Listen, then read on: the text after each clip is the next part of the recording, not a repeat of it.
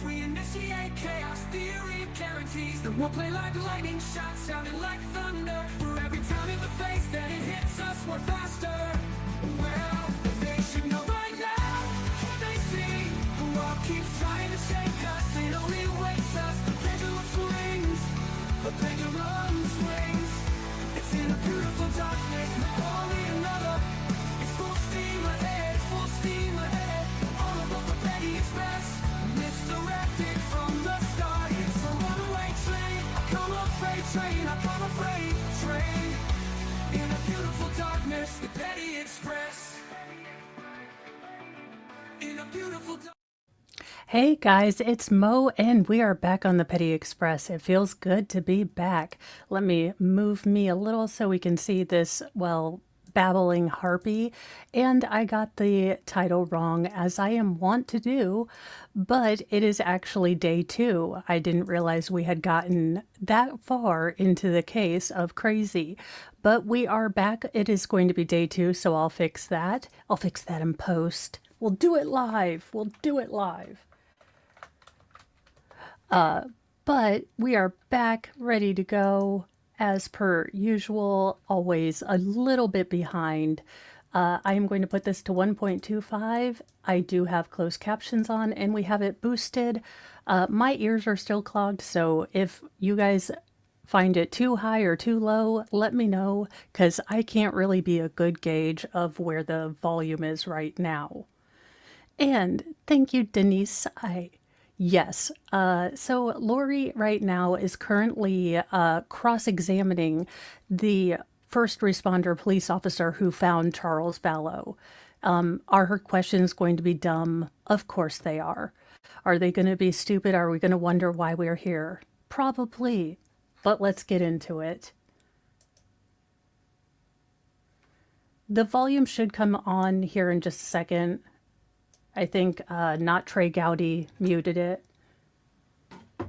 What? Walked into the house, proceeded forward, saw a patient on the floor to the right, proceeded to the patient to start an assessment and evaluation. And then Captain Keller had already come in. I'm pretty confident, yes, he would have been quicker getting off the truck and inside. And so you did your assessment, and then what? My assessment revealed that he was unresponsive, no pulse, no breathing, so I would have started CPR, started chest compressions. Did you do that with his shirt on? I would have lifted that out of the way so I could find the proper landmarks. So you had said that you saw that there was, let's see, 2 gunshot wounds, is that correct? Yes. And then you saw that through the shirt? Or how did you assess that when you first entered? That's my question. Where he was bleeding from, you absolute muppet? Who asks questions like this? I mean, even in my fake pretend lawyer, how did you know he was hurt? Maybe from the wounds in his chest. Good God, Lori. I know you're blonde. I know you're not naturally blonde, because I have blonde roots coming out that are driving me nuts. But come on, you're giving all of us a bad name. You're making us all look stupid. Stop it. Once I'm doing CPR, I can see 2 bullet holes in the shirt. I can see that on the chest and on the abdomen. I can see the wounds as I'm looking at the chest and doing chest compressions. Okay. And then he had on what color shirt? I wouldn't have recalled other than, I guess, the video yesterday. I think it was a dark colored shirt I think we saw on the screen. What in the name of Jesus? What color was it? Well, I wasn't paying attention because I was trying to find his sternum and whack him really hard and possibly break his ribs to give him life support. But what color was his shirt? Was it organic cotton? Did it have his name on the back? I bought those shirts. I went to Duluth Trading Company myself. Ma'am, what the hell is wrong with you? I know you aren't on the same spectrum as us, but speaking as Jane Goodall among the weirdos, what the hell, ma'am? And so you had talked yesterday about the blood being more blood on chest, not pooled around your knees, right? Is that correct? Correct. And so with the dark shirt, was it hard to see the blood? I'm kind of trying to see what you saw when you entered. I remember seeing blood on the chest. It wasn't, I remember not seeing blood on the abdomen. And there were holes in the shirt, 2 holes in the front side?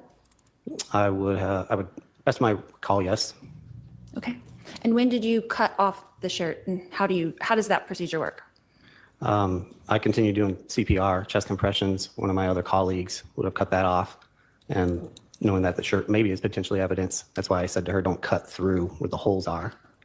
So she could have cut down the side instead of on the top of the body. And do you use like a special scissors or something for that? Yeah, we have some trauma shears in our equipment. Okay. What in the name of Hades in a handbasket am I listening to? Did you cut it with scissors? Are you allowed to use Fisker scissors, or do you have, does someone have to come in and help you? I want to take this moment to get off the Petty Express for a second and really thank first responders.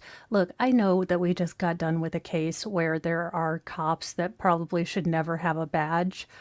But there are good officers out there who have to unfortunately go and testify, trying to help save someone's life, trying to help, do things and get people aid. And then you have ridiculous, culty, cray-cray moms who are getting to question these people like they're frickin' Ben Shapiro. Just where in the Matrix did we go wrong? And who was that? Was that Phelps or? I believe that was firefighter Kaczynski. Okay, Kaczynski, that's one I didn't have. So who all was sitting there with you that was on scene at that time?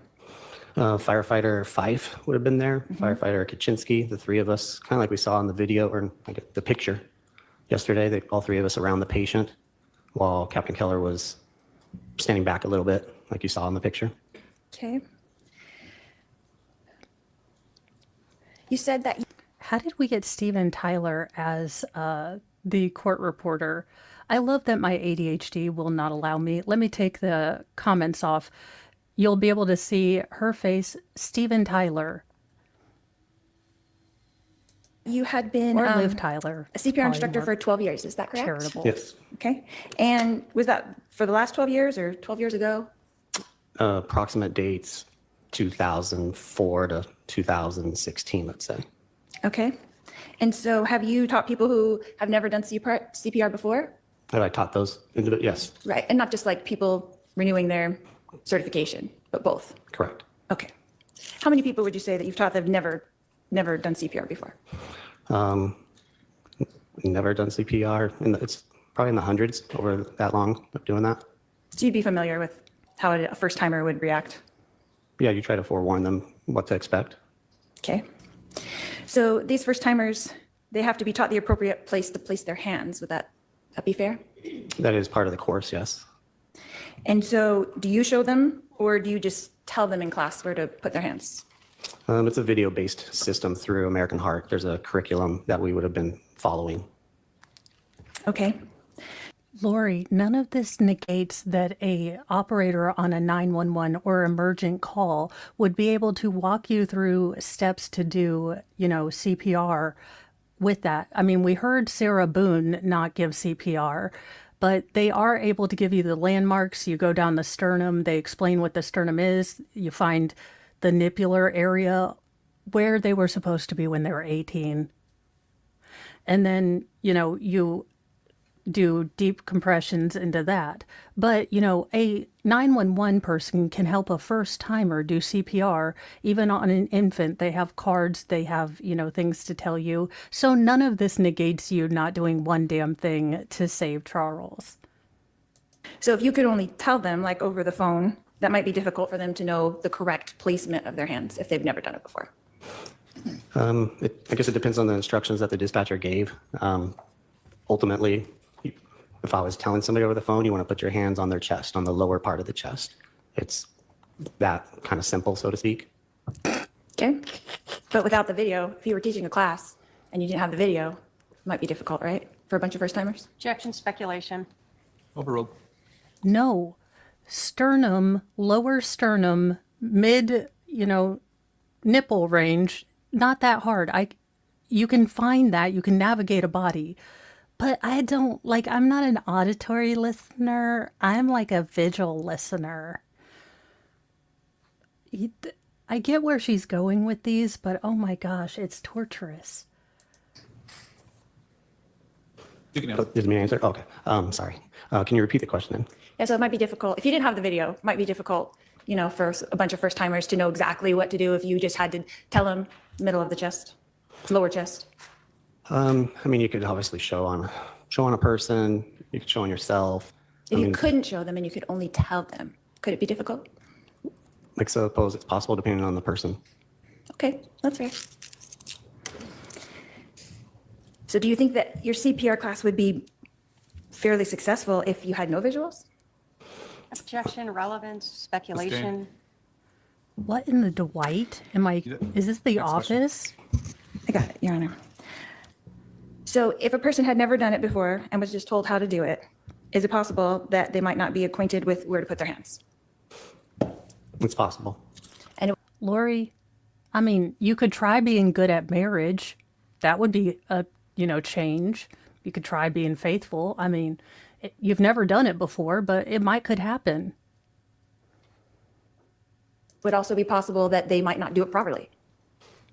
That could be possible too. And right now, when you're teaching CPR, and I didn't say you are teaching right now, but if you're teaching a class, are they just doing percussions now? There's no breathing in the mouth. Is that correct? It's going to depend on the level of the class. As far as the lay rescuer, people that have never done it compressions, not before, that's just want to have the percussions. training. not It's evolved drumming. and we're teaching compression only. That is a form of CPR now also, just doing chest compressions. And how long do you teach to do that for? How long of a period before you take a rest? Or Well, it varies depending on if the patient is an adult or a child. There are different guidelines that American Heart offers. So in Staying those alive. courses, they're getting to learn information for adults and Staying children and alive, infants Staying also. alive. correct, right? On a completely random note, I do know this because I had to work in healthcare, but if you keep the rhythm of, staying alive, you are going to be exhausted. That's why I could tell Sarah Boone wasn't doing the chest compressions. If you're doing staying alive, you've got that beat. That's the hard work. Like 5 minutes of that, and you could be a super fit person. You are going to be worn out. That's why a lot of time first responders will switch off, or they created the Lucas machine because it is incredibly taxing to maintain that beat and continue to do things for the patient. So for an adult, how long? Like 30, 100, 150? It's been a while, so just wondering. With an adult, Is he a they're also taught hummingbird? they need to call for help right away also. So that's a factor. Are they alone? Is somebody else able to call? Can they call, put the phone on speaker, start, while talking to 911? And then they would just keep going until help arrives. So there's no timing, like you take a 10-second break, you just do compressions? Not for that type of level of CPR, there wasn't. Okay. So it's helpful if you had someone there that you could take turns, like I'll do 100 and then you do 100, because it's kind of exhausting, right? Objection, compound question, relevance. I'll sustain it as the compound question. You can re-ask the question ask it in a different way. Go ahead. So Why is she standing like this? Did you get a Quasimodo hump in How many- prison, ma'am? how long did you administer the CPR before you did the flip over? How long do you think that was? Before we rolled him to look at the back, is that what you're- Correct. Yes, that's correct. I would estimate maybe up to a minute. Okay. And then were you counting compressions? Is that what you were doing during that time, or do you not count? You just do it for a certain amount of time? I don't recall if I was counting. I mean, I was doing the chest compressions while waiting for the rest of the team to arrive and for us to continue assessing, see if we're going to continue to work the patient and utilize more equipment. And there were 3 of you there? 4 total, but 3 by the patient. Okay. And then you could take turns, right? Like trade off if you needed to? If we needed to, yes. So that'd be a lot easier than when you're just there by yourself. Would you agree? Yes. Okay. And do you know how long,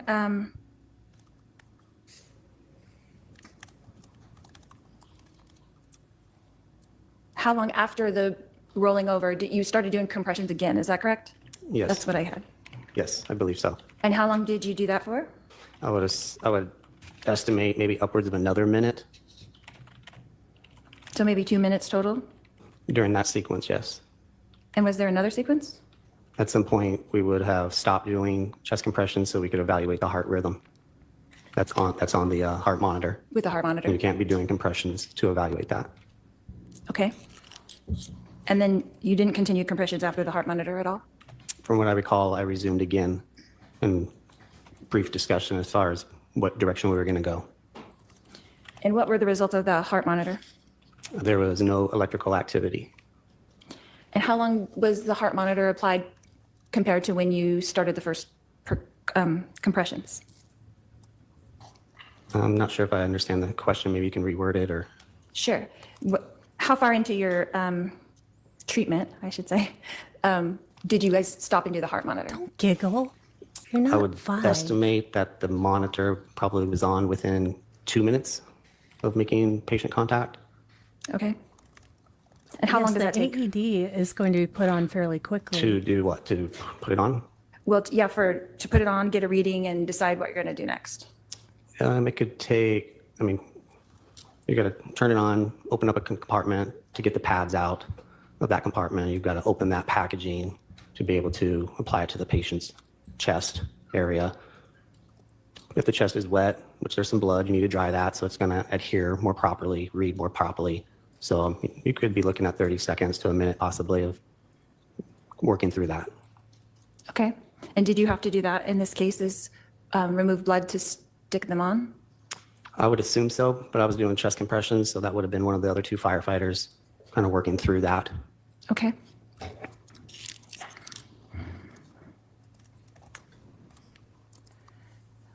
So I understand. What is interesting to me, and I know we can't see Lori's face, but you can see that this gentleman is having a hard time.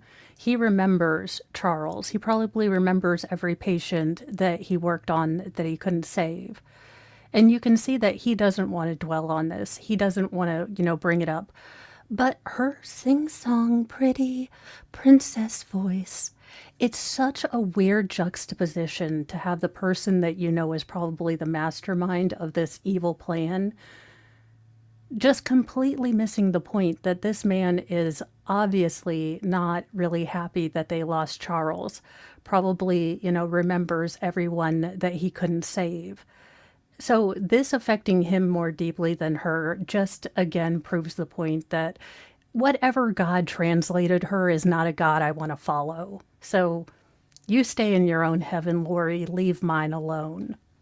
Or hell, depending. Because, honest to God, do we have any doubt? I don't. Correctly, you said when you rolled him over, did you cut the shirt in the back also to see the exit wounds? Is that? No, we only had to cut the shirt one time. That was when he was still laying on his back. You cut it down the side and that opens it up to where then you can remove it from the body, pull it off. So you did pull it off completely at some point? More than likely, I would say yes. That's typically what we would do. Okay. But you don't remember if you did that in this case? I know that I didn't do that because I was doing chest compressions, so I would assume one of my colleagues did that completely. That's typically what we do. Okay. And so you're back to doing the compressions for the third time, and then you stopped that at some point. Was there another procedure after that? No, at that point in time is when we would have called the patient. And who announces that? Ultimately, I remember our captain, since he's in charge of the crew, would be considered the lead medic. He has the most experience. He's also charting the call, kind of running it, kind of made that final decision. And that would be Captain Keller? I'm sorry, I didn't want to interrupt you. Yes, correct. And then he did call it at, do you know what time? It would have, I don't have it memorized, no, it would have been like in the charting that he was doing. And who documents that? He just would said have it, documented the that. captain, you numpty. Oh my God, this is why I got in so much trouble at school. Like, you guys cannot believe how much trouble I got in school because the teacher would be doing this. They would answer the question that a kid was just about to ask. They had already answered it. They had explained it. But there's always that one kid that's like, what you just said right now, what do we do? And I used to physically, y'all have seen my stupid face. I did not have control over that as a child. So I was a good kid, but nothing pissed me off more than a kid asking a question right after it had been answered. She just told you the captain did it. He just told you. Stop asking questions, you moron.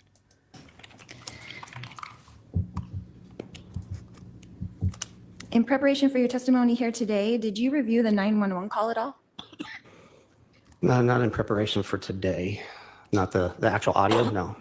No. No, not today, not for this. What did Where are you we review going, for Lori? today? I was able to look at the incident times were dispatched by Phoenix Fire Department. I was able to look at the paper documentation. I was able to see my testimony from Idaho. I was able to see my testimony with Chandler PD when they came to the fire station a couple of weeks after this incident. And what paper documentation did you actually take a look at?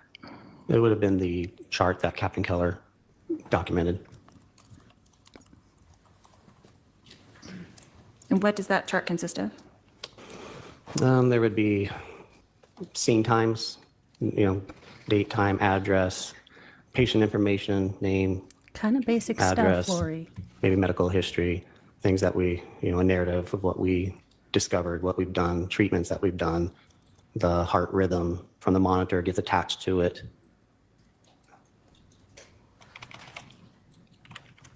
Lori, the LDS, CBS, the CIA, the FBI, no one gave two shits about you. They did not conspirate against you like O.J. Simpson.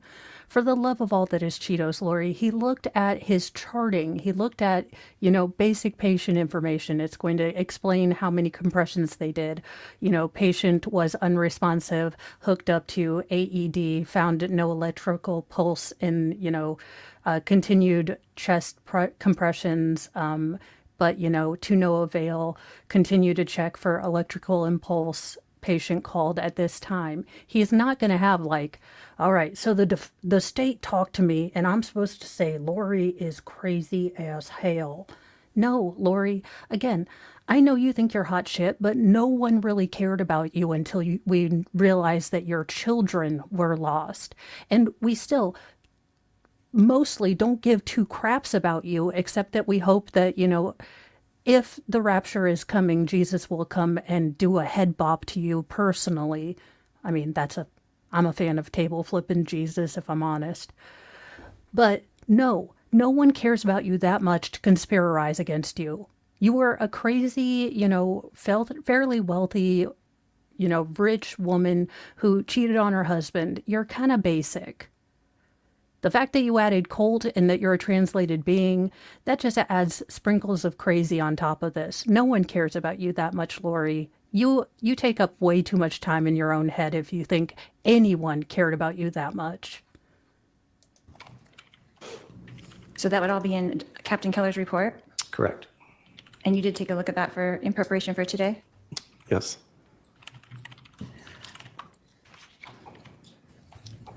And did you write a report regarding this incident? No. He probably You don't have to document wouldn't. anything? Just one person documents the call. So for all of the people that were there from fire? Correct. Yes. Okay. So that's the total report, is you just give your input to him and he puts it into the report? Correct. And that's the same for the other two firefighters that were along with you? That's correct. Okay. So they don't have their own individual reports as well? No. Okay. Jesus, he's already answered it 3 times, Lori. They don't write their initial reports. Please pay attention to the words this man says. For the first time in your entire life, please listen, open your ears when someone else talks. Beyond the, incredible chorus of Lori is awesome, could you just take in some information? It's going to be a long trial. And Come on, Junior. what time were you dismissed from the scene? We probably only remained an additional 5 to 10 minutes. The chart would have that time. I don't necessarily have it by memory. So how long were you at the scene total? He If I had doesn't to estimate know. without looking at it, I would say approximately 20, 25 minutes. Okay. And then you were the driver of the truck, right? Was that your responsibility? So you drove in and then did you drive out as well? Correct. Okay. So if you guys arrived around 8:41 or something like that, then you left around 25 minutes later? He's the driver of the truck, and she's her own personal conductress of the crazy shit show train. It's a match made in hell. Would that be accurate? I guess when I was giving that estimate of like the 2025, I was even including like our dispatch time from the time we're dispatched driving to the scene. So if you're wanting to know actual on scene time, it might be closer. Instead of the 20 to 25, it might be more of a closer to 20 solid. Like 20 minutes? Yeah. Okay. And is that typical for a call? It can vary depending on the calls. Okay. So what other things did you do in that 20 minutes besides administer to the patient? So I'm including in that time while we're staged around the corner, waiting for PD to arrive, then for PD to clear the scene, for us to drive to the scene. There's the time with the patient, and then there's going to be the cleanup afterwards, removing our equipment, going outside. Maybe the equipment needs to be cleaned, restocked, ready for another call. So when we drive away, we're ready to respond to another emergency and then drive away. Okay. So when you were done with the patient and you were going through that procedure of cleaning, were you in the house or did you exit the house? We'll remove all of our stuff and we'll go outside, typically to the front bumper of the fire. So what I have noticed, and maybe it's just me picking this up, I'm kind of weird about those things. I've noticed Lori is using a lot of distancing language, and she's saying the patient, he, did he have a shirt? She's not saying Charles. Again, I think Lori has, for whatever her ability to have a moral compass, I think that in her mind at the time, Charles was not a person. Again, I don't know when that switch flipped, because again, hearing all of her family, people around her, her son, she was fairly normal and then switched. But I think that there were probably red flags, her inability to keep a stable relationship. For someone to be married 4 to 5 times, it does kind of indicate that maybe there is issues with her, with personal relationships and things like that. I just think that there were a lot of red flags that people kind of ignored because Lori was an attractive, bubbly, kind of outgoing personality. But I do wonder, when they look back honestly, will they acknowledge those red flags that were kind of always there in the background? I don't know. Our truck. And then what do you do? We have cleaning chemicals on the truck that we could get out to, clean our equipment up to reuse it. We've got cabinet with restock to be able to restock anything that might need to be. So we'll take care of those things to be ready to respond to another call. Okay. And while you were out front, did you see Alex on the curb? I did see somebody on the curb, or I don't remember if he was on the curb or standing, but I remember seeing somebody with an officer or officers. I don't recall how many people might have been together. Okay. And did you converse with those officers at all during that time? I don't believe so. I don't really remember conversing with any officers on scene. That would have been more Captain Keller, charting, documenting, kind of getting information from them. He would be able to answer that question. Okay. So did you,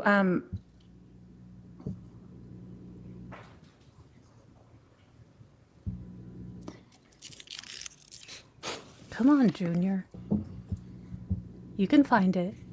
Find your question, Lori. Come was on, you can do anybody it. in firefighting on your team, the 4 of you that were there, was anyone asked to take a look at Alex? We were not.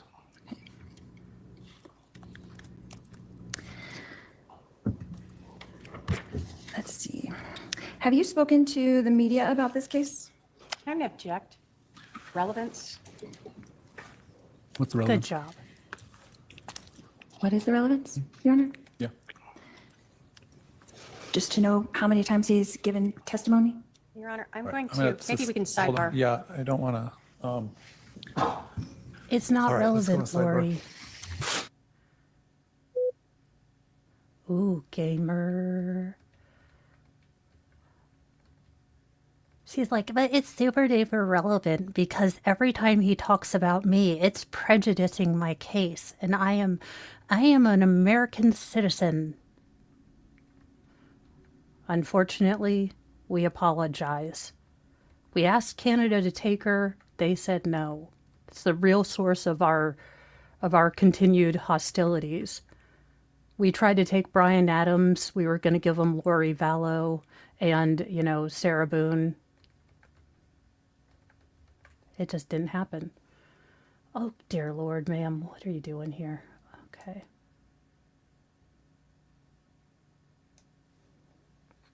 This poor man is just like, I could be out saving lives. I could be doing something helpful, but I have to listen to this deranged Muppet next to Maria Shriver. Okay, just a few more questions.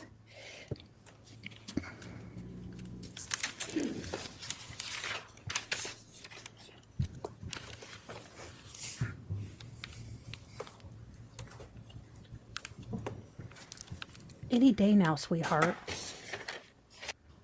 Is it possible that if there was a wound to the chest, that doing compressions on that could cause other damage? I suppose it's possible, but ultimately it doesn't matter. If the heart isn't beating, it's what you got to do. It's the appropriate treatment.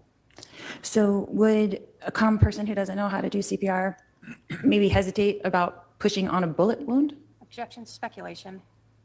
Sustained. But you wouldn't.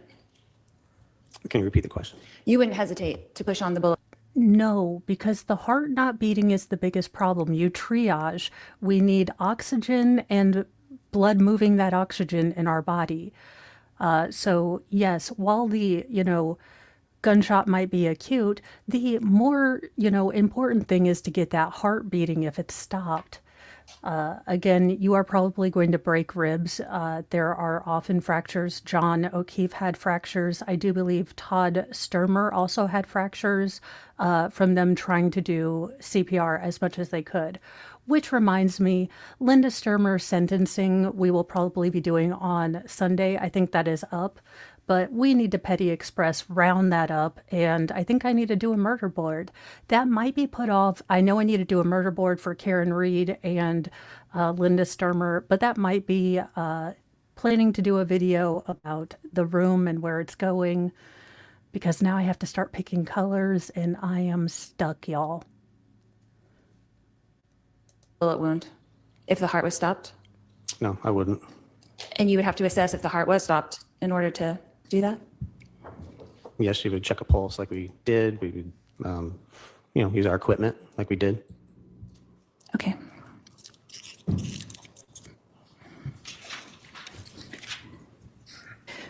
So the two wounds that you saw when you first got there, one was in the chest and one was where? In the abdomen. On the right side or the left side? I would be speculating as to the specific spot or area without actually maybe seeing documentation. Okay. Lori, there's a very cogent reason we have one person charting, because when you are doing chest compressions, when you are doing AED, when you're, triaging, looking for wounds, things like that, it's very hard to take notes. So you have the captain there that's taking notes of everything that they're doing so that he has one cohesive kind of overarching view of what's going on with the patient, because he might be one that sees, oh, the AED's lit up, you can stop compressions, or hey, he's got a bleeder over here, we need to do this, or hey, you guys, unfortunately he's passed. Lori, it all makes sense if you just use your thinking cap. Wherever your noodle is, use it. And can you tell me about I think there's a word for it, but I'm sorry, I can't remember what it was. The crunch. When doing the chest compressions? Correct. I don't know if there was necessarily a certain word that I used, but you feel the sternum crack. I compare it to, like I said before, cracking your knuckles. And how much pressure would you have to apply to get the crack? That could vary, like depending on who you're doing CPR on. Now, I will say, and I'm giving the devil her due, but only for very practical reasons. Lori is not a big woman. Charles was a muscular man. She would probably expend a lot of effort. He probably had a very firm chest wall, very muscular. So And I've done CPR training. You have to push a lot harder than you think. I was actually kind of terrible at it because I didn't want to push as hard as you're supposed to. So I had to really learn how to push that hard because it is, I mean, you feel the sternum. We had to rescue Randy or something of the sort. You can feel the bone moving or the articulated whatever they have in there. That's what you're supposed to feel. It is a lot harder than you would think you have to push. That being said, everyone take a class, learn something new, get certified in CPR. You might never use it, you might use it. You might have to tell a friend how to use it. I would just go, it's, a little training does everyone pretty good. And they usually do infant and child as well, which is always a handy thing to know when you have ferals. Like on an adult male? I mean, it could still vary depending on, the strength of the person doing CPR also. It could vary depending on the size of that adult male also. So I've never seen like any science that might say you got to deliver this much pounds of force or anything. Right, So, like 400 pounds of pressure or something? yeah, I don't know. right. Okay. You're just So going to push there isn't- hard. Stop giggling. Sorry. Can't have you talk over one another. So Yeah, you Maria finish his answer, Shriver go is ahead and answer the next confused. question. So there's no determined amount of pressure, correct? Just hard and fast. When it comes to people doing CPR, for us, we're working as a team. We have equipment that can tell us if we're pushing hard enough. For a person without that equipment, just hard and fast. Okay, that's fair. And then they don't always get the crack, right? It's not always going to happen. If they're doing it forcefully enough, they would. So if they didn't do it forcefully enough, it wouldn't. That is possible, yes. Yes, But then Lori, when you if- come in, the professionals, and you apply the correct amount of force, then you would hear the crack. Oh my God, we're speeding through Oh, this. yes. This is And just is that going to possible that that happened in this be case? 74 It is possible. versions of the same Okay, damn no more answer. questions. I cannot. We'll go to a little bit of, this is going to be the captain, the actual man who was doing the documentation. We'll do a little bit of the state. We're mostly here on the Petty Express listening to Lori, torturing ourselves on a Friday, listening to her ramble idiotic, wax, moronic. Keller. I'm a recently retired Holy, what captain in with Chandler Fire Colonel Department. Sanders is going on When here? did you retire? April of 2022, And how long did you work with the Chandler Fire Department? 32 years. While you were there in, let's talk about 2019, what were your duties? What was your rank? My rank was captain. I was an engine captain, so a company officer. Wait a minute. Is someone growing a party in the back? We've got business, business, business, business, little bit of flippin' party. Someone's retirement mullet is coming in. Oh my gosh. Hillbilly Colonel Sanders, sir, you let that mullet flag wave. If I have to go to Arizona for my, leg condition, I want mullet Colonel Sanders there. You go, guy. I was in charge of a 4-person crew. We basically respond for calls to service and the different functions of a. Did those calls for service include medical calls? Yes, ma'am. Did you have any training in the area of? We're going to go through, this looks like a pretty long one. We're going to see, oh God. So basically, he's going to be the one, You asked That- that again. I'm I sorry. believe so. Do you recall what the heart monitor results were? Asystole. No electrical rhythm in the heart. Flatline for. Do you ever look at a patient's pupils? Yes, ma'am. Always. What's that for? Because if it's just a brain function. If you shine light on pupils, they react. When the brain stops to function, hypoxia sets in. The pupils will dilate and remain fixed, so they won't change. They're non-reactive to light. What did you see with Mr. Vallow? They were fixed and non-reactive. So we heard about the pooling of the blood on Mr. Vallow when you first arrived. As CPR was being done, did you notice any blood being pushed out of his body? A little bit more. Again, he is on his back. Exit wound was in his back, but yes, we increased the amount of blood under the patient by doing CPR. When you first arrived, did you notice any active bleeding? No, ma'am. What's the relevance of no active bleeding? No heartbeat.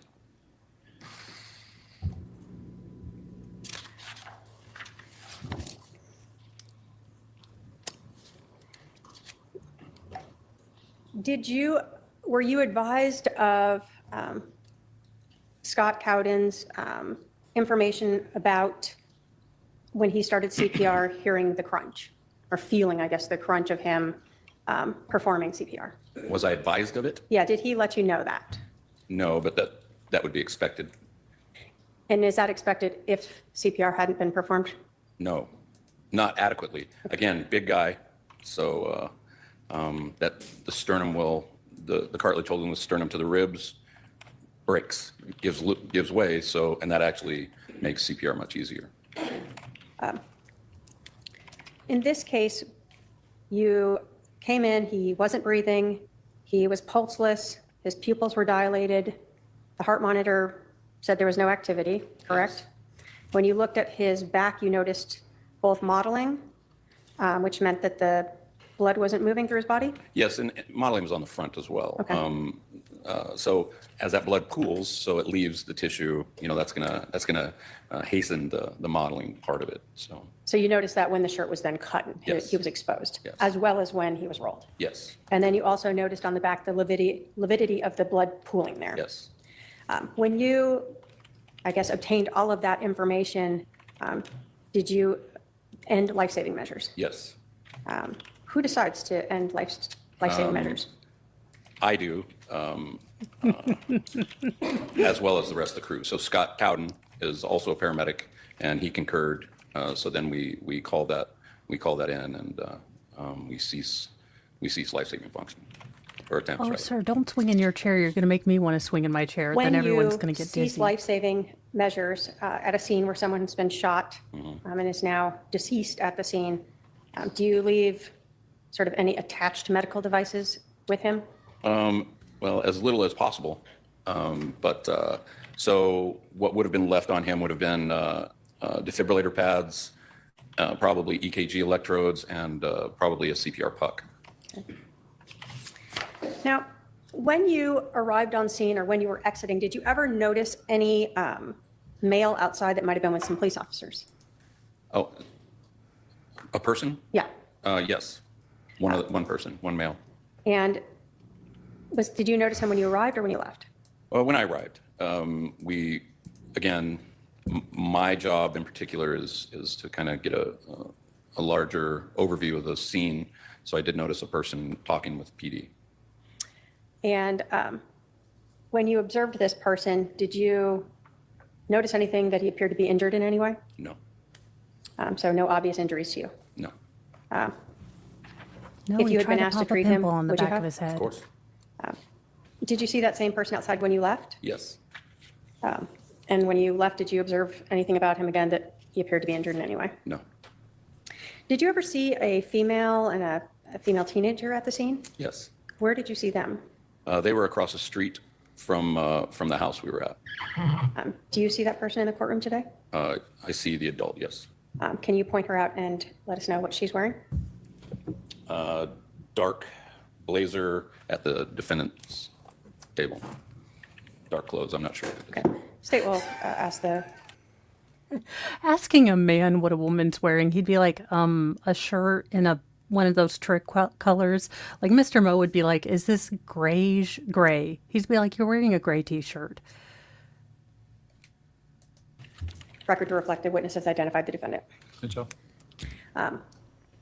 Did you overhear her talking or saying anything? I did overhear her talking with the police officers, or someone said something about not getting invited to a pool party because of the commotion at the house or something, so. What? Did you have any formal interaction with her? No. Lori, one widow to a weirdo. You know what was the furthest off my mind? Any sort of, party events when my husband passed. It's not a good look, ma'am. You're kind of supposed to be devastated. You're kind of supposed to be in shock, not thinking about, your pool party. When you sort of completed and left this scene, looking back and assessing it based upon your training, your experience, what you observed, and what was done to Mr. Vallow at the scene, would you agree that Charles Vallow was dead before you entered the house? Yes. Based upon your training, your experience, what you observed, and what was done to Mr. Vallow, would you agree that it was highly unlikely that anyone had performed CPR on Charles Vallow prior to fire arriving? Yes. I have no other questions, Your Honor. All right, Cross. Okay, let me get my Lori Vallow very legal shirt on.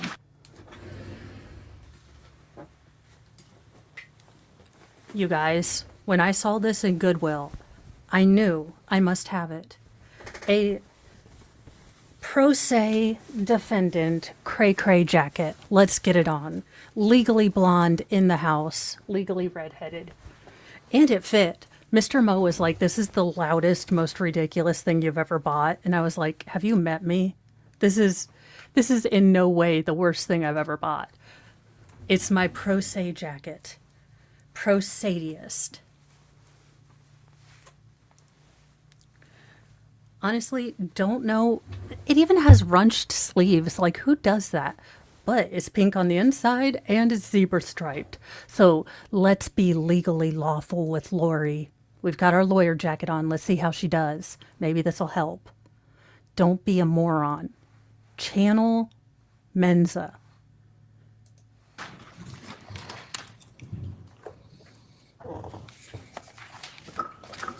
All right, Lori, come on, let's fluff our hair. Oh, wait, no. I'm not that deep into Captain it. Keller. No baby Yes. ponytail for me today. You were first on the scene? The police department was first, but yes, we were the first fire unit. First fire on the scene. And can you explain to us what staging is exactly? I'm not really sure. Sure. Staging, when there's some violent incident, the fire department, firefighters don't have protective equipment for that sort of a scene. So we will go to a place where close to whatever the dispatched address is, that we would be a place of safety, but close so that as soon as the scene is made safe by the police department, then we would enter into the scene. So that would be like a couple houses away, or? Could be a couple Really? houses, could be behind cover. In this case, it was gunshot was the call. So you want to make sure that you are a little ways away, Okay. in case there was more gunshots. Right. So you parked somewhere on the street, but a couple houses down from the house, is that correct? Yes. Okay. And then part of that staging is you stay there until you get the all clear? Yes, until the police department says that it's safe to enter the scene. Okay. Yeah. And you were wearing It's body kind of- cam that day? No, we don't wear body Oh, cams. you don't wear body cam? Okay. You were just that was a picture from you on the body cam? On one On of the someone police else's officers, body cam? yes. Okay. Okay. Do you use any instruments to obtain current body temperature? Do you guys have an instrument for that? No. No? It's called a thermometer. And no, they don't do like a basal body core test. They don't do that. They check the pupils, they check the heart rate, and they check, usually breathing. Internal temperature is not something they do, Lori. Did you watch In the Heat of the Night? You need to go forward. We have newer crime shows. It's called CSI. Not very realistic, but does kind of give you a sort of idea of what they do. Would that help you give a more approximate time of calling a time of death? It wouldn't help me. I'm not trained to do that. So we don't have that. He's It's not not an within our ME. scope of practice to determine You that. moron. It's not part of paramedics training? No. Okay. No, moron.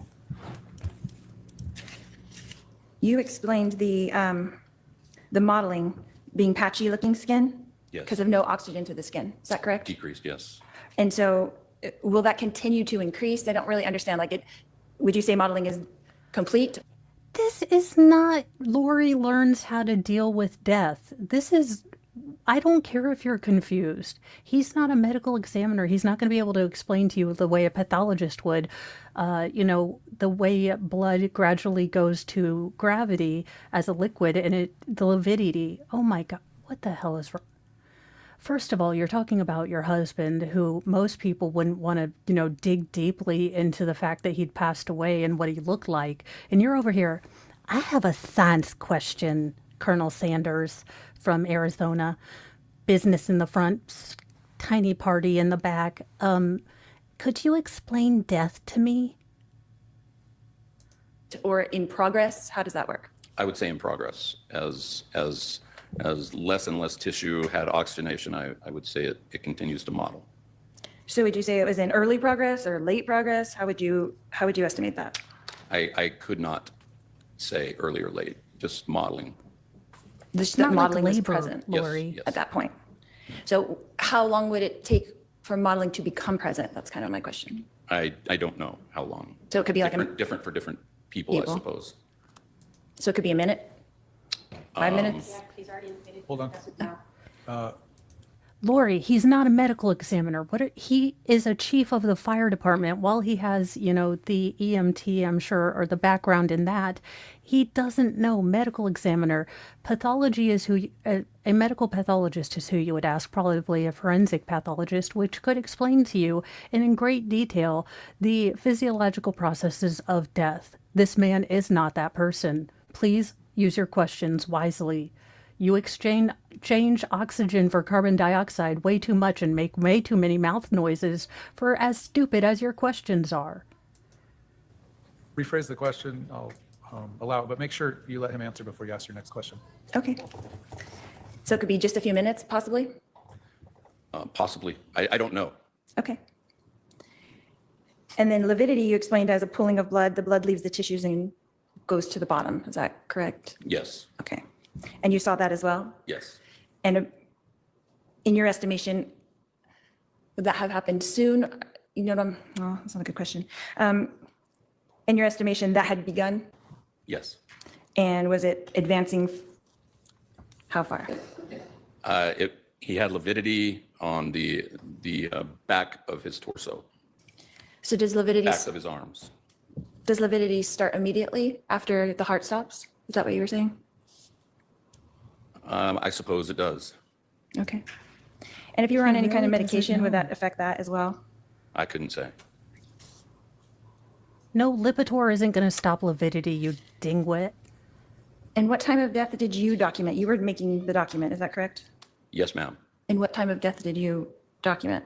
I did not put time of death, but I put a time of treatment being ceased, and I don't recall what that time was. It's on that report.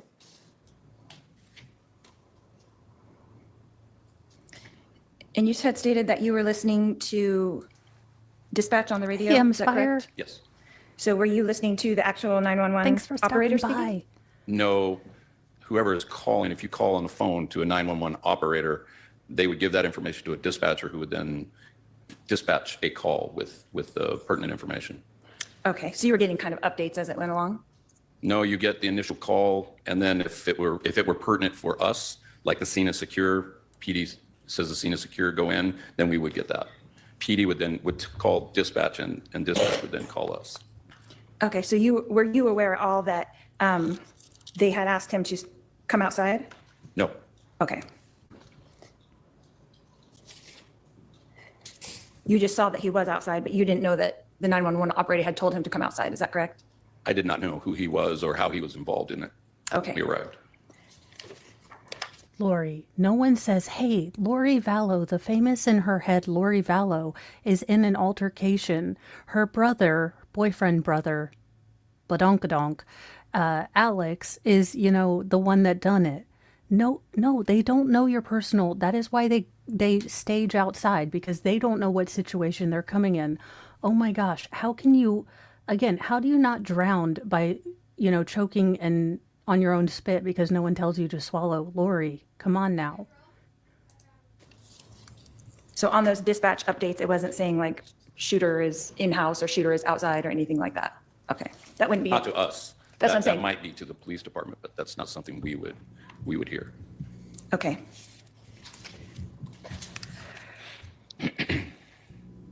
In this case, Captain Keller, do you know for a fact that CPR had not been given? I do not know for a fact.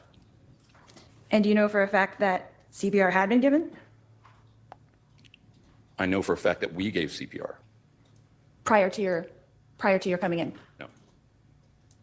No further questions? All right, redirect.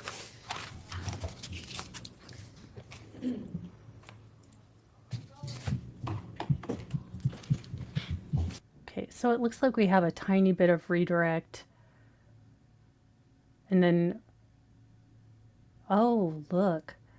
We get an argument from lawyer Lori. Let's see, I've got my fantastic, fantabulous, lawful law, blazer. Let's go. I indicated when I read your motion that it does appear not to be any discovery violation, but that the state turned over the evidence that it had at the time, and advances in that software that maybe make more information available upon an extraction than was available when they did the extraction isn't a discovery violation. I'm looking at this as more of a discovery request for additional information, which at this point in the game, I'll allow you to do your discovery request, but I don't know that any information that's discovered between now and the end of trial would be coming in because it's so late. In reading that affidavit, I would agree with you that that was my initial thought as well. But the problem is that the problem that we have here is that that software was available and those things were available and they were not handed over from the state. They were never handed over from the state, and they've had that information for years. So that's why. No, Lori. Now, I am tech stupid, but let me explain to you as much of computer magic as I can understand without Harry Potter and Hermione right next to me whispering the answers. If this is a Celebrite thing, it seems like the Karen Reed case did, in fact, advance some of their proprietary software, at least in so much as it helped the Commonwealth's case. But code and magical software engineers are always advancing and making advancements. That's why your phone is constantly yelling at you that you need to update it because, Apple continues to make, little improvements on their proprietary software. So no, this isn't a trap. No one cares enough about you to conspirate against you. If I do nothing to get through to you, at least I hope you understand that no one cares about you as much as they want you to just be under the jail, allegedly in Minecraft. No one cares enough about you to put any energy into conspirating against you. I would rather do naked burpees in Walmart than deal with your ass. We filed that motion is because our expert was able to download the one device that we got, that he was able to see that the complete downloads were never given, that these are reports of downloads when we know that the state had available the entire complete extraction in the first place. They just didn't give us the entire extraction. They gave us the reports of the extractions, the ones that they wanted us to have. So those were available according to the technology. They just didn't give them to us on all of the devices, but we only have proof of it on one device because that's the only device that we were able to do in a timely manner. All right. Oh, I want to clarify a little bit. They gave you the full extraction that was available to them at the time. No, they pulled a report from the full extraction and gave us that. That's what they gave us. State want to respond? Your Honor, when you extract data from a device like a cell phone, it is put into a formula where it is not readable by anyone, which is why then you use the Celebrite technology to basically parse that data into areas that we can read and view and review. So Is that what was given to the that is defense? what was given to the defense, was the 2019 or 2020 version of the Celebrite technology that was used to take that extraction and put it into a readable form so that you can look at. y'all, if the pancake waffle lady comes up, I'm out, y'all. I can't do more Celebrite. Not doing it. Can't do it. Won't make me. Can't make me. If they say infotainment system, y'all, we're out. We're finding another trial. For instance, not having to search through all this data to try to find out a text message. Every other Together leap with year. Dates and times and people and locations. On an odd year. Your Honor, I would request that we can have a hearing on this so that I can bring in Lonnie Dworkin and he can explain that what they did not give us. Well, just reading his affidavit is what they gave you is what they had available to them at the time. There's no affirmative duty for them to, every time a new software version comes out that makes maybe more data available, to rerun all the information. We're not claiming that it is. We're claiming that they had a full extraction and they gave us a report of that full extraction instead of the full extraction on all the devices. It's not what only was available to them. They did have that available. They just didn't give it to us. It's cherry picking. It's cherry picking is what we got. I don't read your own expert's affidavit the same way you're reading it, but, That's why I'd like him to be able to come in and explain it. Can we set that up? well, we can set that up at some point, but again, this is all late, and it's unlikely that anything that's happening would lead to him being allowed to testify, but maybe we'll do that this Friday or something. I don't know. We'll have to squeeze it in, but I'm not going to make the jury wait to do that. Okay. We'll be at recess until Lori, 1:30. it's called a brush. Find one.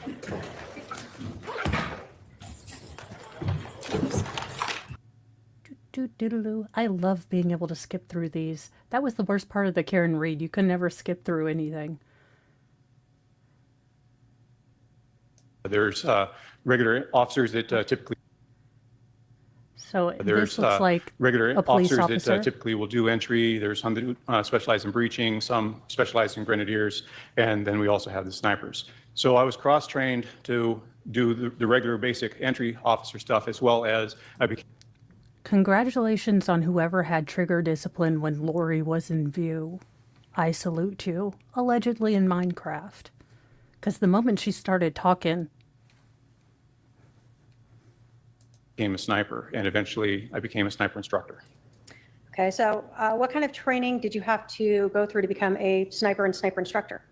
So the sniper training was a basic 40-hour course. I attended that with the FBI.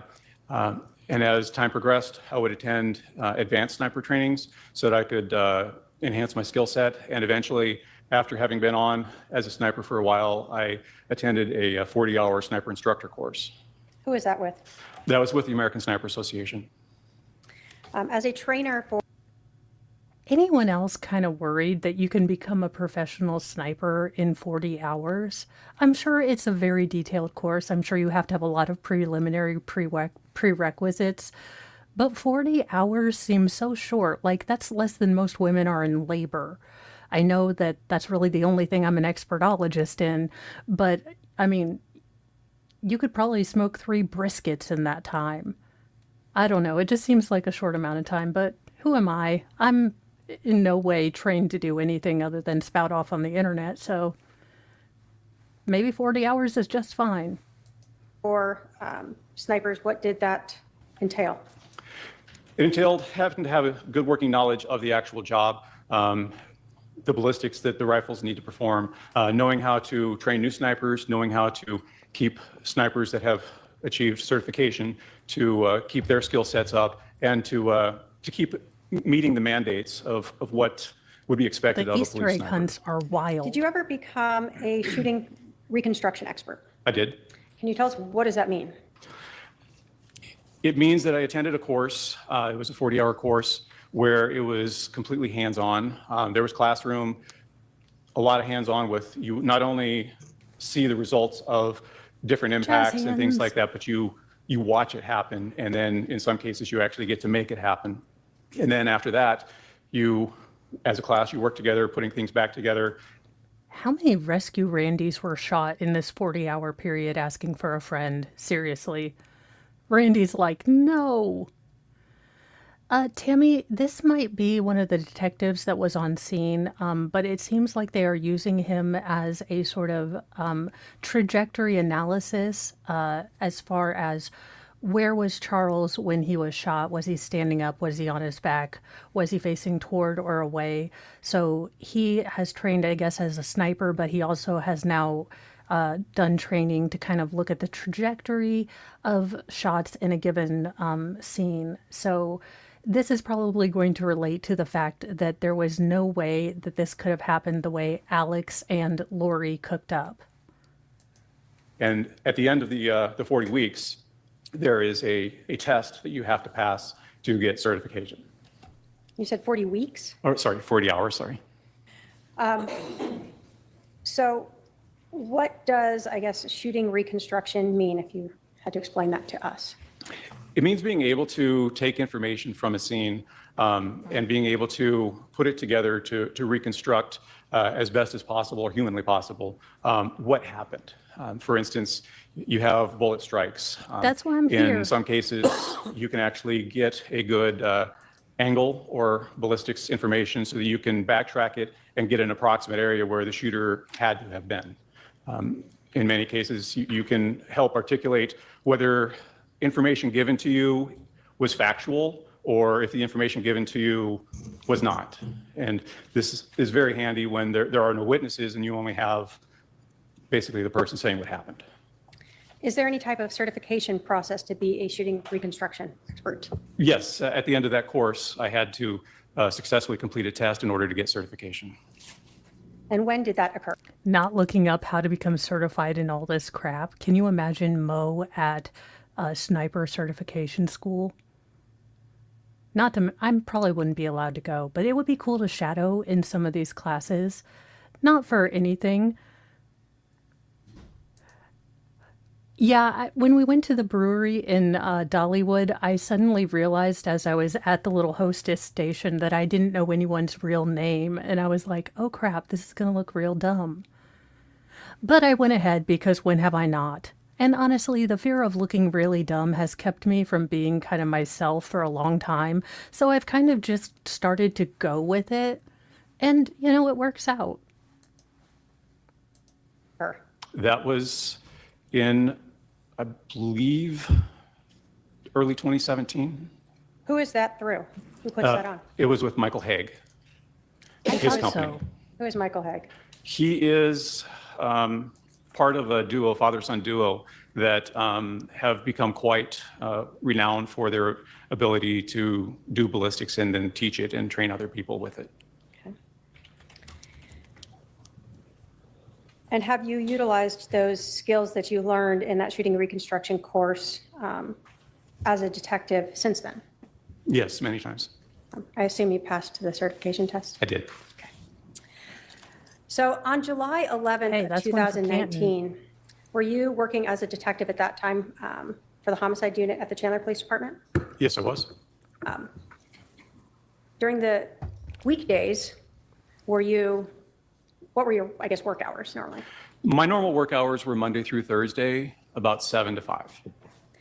When you are working as a detective, we've heard a patrol is out driving around. What are you guys doing? Well, we carry a caseload. So many times we are working on the cases that we've. Christine, I saw this morning that you got monetized. That is so awesome. I'm so excited for you. I will have to pop in on your channel. I am afraid I've been so busy with Karen Reed, but now we have time and I am just so excited for you. That is awesome news. Look, I have told people, do not take directions from me. This face sounds like she knows stuff, but ask her a direction and she's going to do this. Do not listen to me. Nicholas did for his, at his own detriment. So don't listen to me. I don't do directions. I follow. We've taken previous days or weeks ahead of time. We're trying to come to a conclusion for those particular cases. But many times we also will have our radios on, just kind of listening to what's going on. So are you at your office is at the main police station? Correct. Okay. On July 11th of 2019, did you hear some police radio traffic of a shooting at 5531 South Four Peaks Place? Yes, I did. Did you respond to the scene? After collecting some equipment and putting it in my vehicle, yes. Is that normal then for detectives with homicide to go out to the scenes? For the unit at the time, yes, it was. Can you describe for us what the scene looked like when you arrived? There were police vehicles around. There were officers that had established a perimeter. Some crime scene tape was already put in place. And they basically had frozen the scene. Do you recall about how far away the scene was from the station where you were located? 15, 20-minute drive. When you arrived there, were other detectives arriving? How does that work? There were several of us that had self-deployed, and we were in various stages of being on our way there. So other detectives did arrive. How do you decide which detective is going to do what at a scene when you all just show up there? Well, A lot of times it's just a matter of who speaks up first saying, I'm going to take case. If it's after hours, then the person that's on call will usually be the person to do it. But if it's during regular They go business not hours, it. it's kind of like a little wrestling match to figure out who's going to end up taking it. What role did you get? I got assigned the scene. Okay. What does that mean to be assigned scene? So the scene work, assigned scene means that you're responsible for making sure that the scene is processed properly, accumulate whatever evidence is necessary, report back to the actual case agent your findings so that they can stay aware of how things are transitioning and being learned, and then they can start making informed decisions on what the next step is going to be. Do you do that alone or do you have help? It depends on the scene. In this particular case, I had Detective Duncan along with me. And do you have any, does Chandler Police Department have any like crime scene specialists or people that come up to help as well? Yes, when I left the crime scene officer program, they had actually started a civilian program so that they could free up the officer's responsibility. So Chandler has several crime scene techs that will respond out when called. And was someone called out to that scene? Yes. Do you sort of, as the scene agent, help, I guess, tell them what to do? Are you the person who's overseeing the whole scene? It's more of a collaborative effort. We do provide direction on things that we're specifically interested in, but I've worked with them for many years, so it's pretty easy for us to just understand some of the basics that have to be done, such as overall photographs. Before we even think about manipulating anything or marking anything, we want to try to capture the scene as it was that we walked into it. As the scene agent, did you create a diagram to just reflect what the scene looked like? Yes. And is that to scale? It's not to scale. It's close, but it's not to scale. Your Honor, if I can have my paralegal approach with Exhibit 5.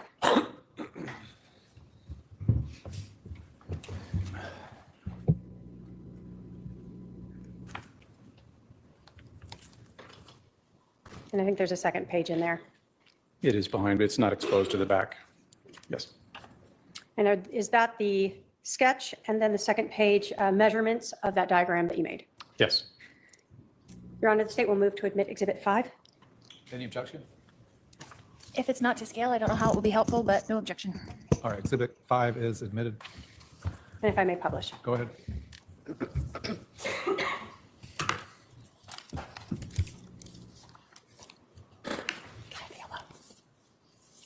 we go. Stop. That's not lit up.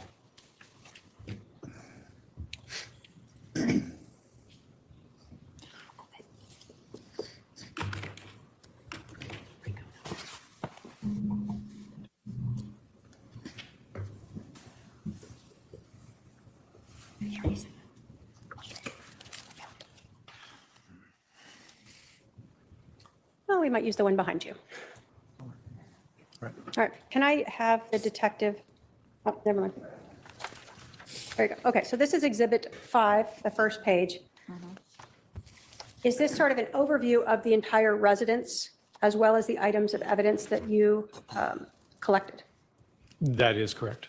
So we understand where we see these little yellow placards.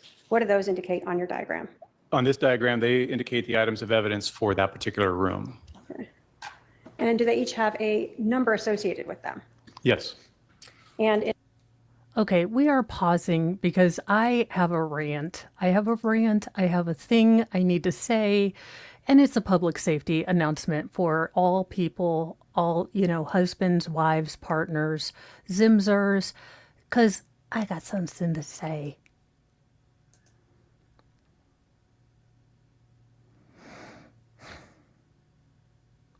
Now, as a mom, I'm going to tell you guys, I'm not the best cleaner, not really great at it, not the best housekeeper, and since I got hurt, even less. But I spent yesterday, my first day off in months, since the Karen Reed. I spent it because I thought, I've been a little bit lax on my cleaning. I scrubbed the upstairs children's bathrooms, like scrubbed, like ew. And I go into my new pristine bathroom, and my youngest, most feral son has decided my life needs more purpose. He took a lot of I don't know if the clean tub triggered him, if seeing it clean and all descaled and all delimed confused him. And he was so terrified that he took my bubble bath and made big streaks on the bathtub. Not quite sure what terrified him, but there are reasons Snap episodes start. And I spent my entire day off cleaning, and I go back into the bathroom, and there is bubble bath everywhere. I'm on strike for the rest of the day. I'll make the meatloaf, but I'm on strike. So, public service announcement for all children, all husbands, all partners.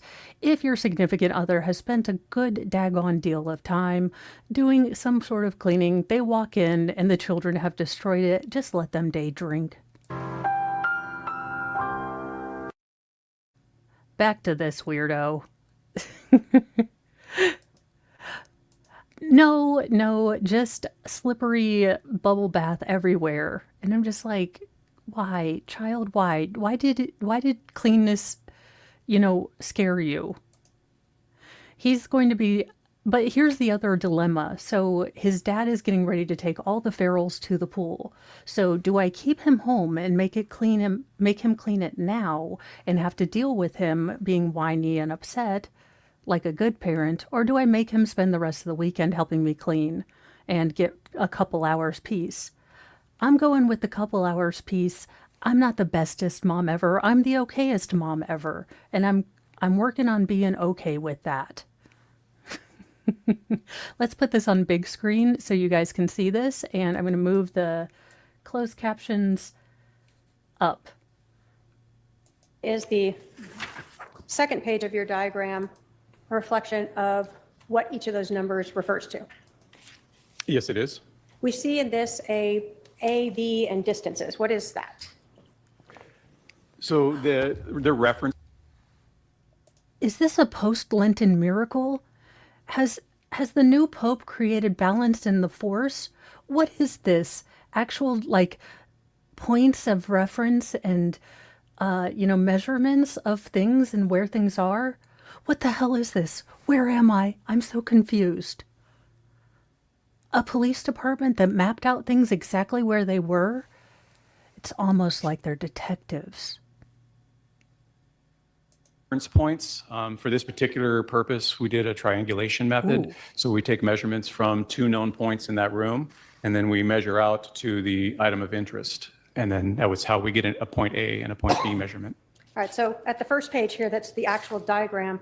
What is the reference points that you are using to make these distance measurements?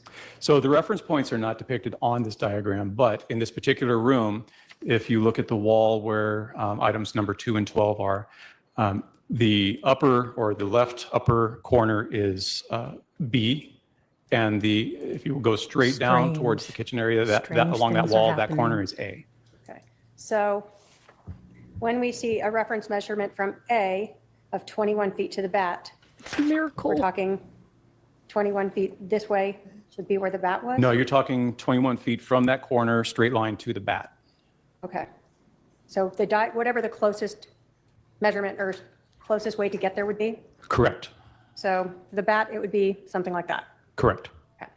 And then when we see reference point B for the bat, then you're talking from this point to the bat? Correct. Okay, just so we understand that.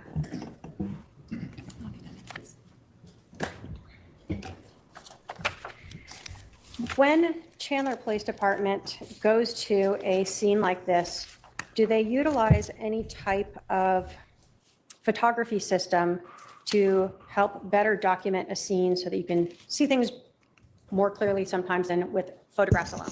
Yes, depending on the scene, we would use a system called the Lizard Queue. What is Lizard Queue? It's, in essence, a 360-degree.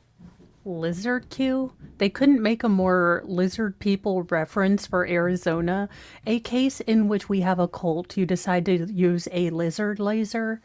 It's almost fitting. It's almost fitting. Photographic system that you set up on a tripod inside or wherever your location is, inside, outside, and you start the process, and the internal computer for this system specifically takes a set number of pictures where it's overexposed all the way to underexposed, and the images in between. And it does this at various locations along the path to create enough overlapping images. And then those images are stitched together and actually create a 360-degree sphere of the scene. Did you have to get trained on how to use Lizard Q? There was some training involved, yes. If, again, my paralegal can approach with Exhibit 139, you can take a look at that.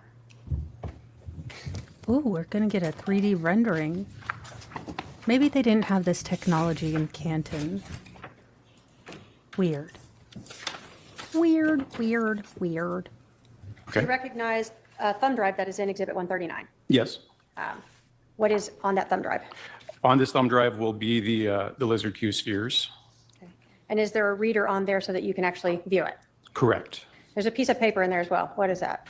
The piece of paper is a set of instructions on how to use the Lizard Q viewer so that you can view the spheres. Okay.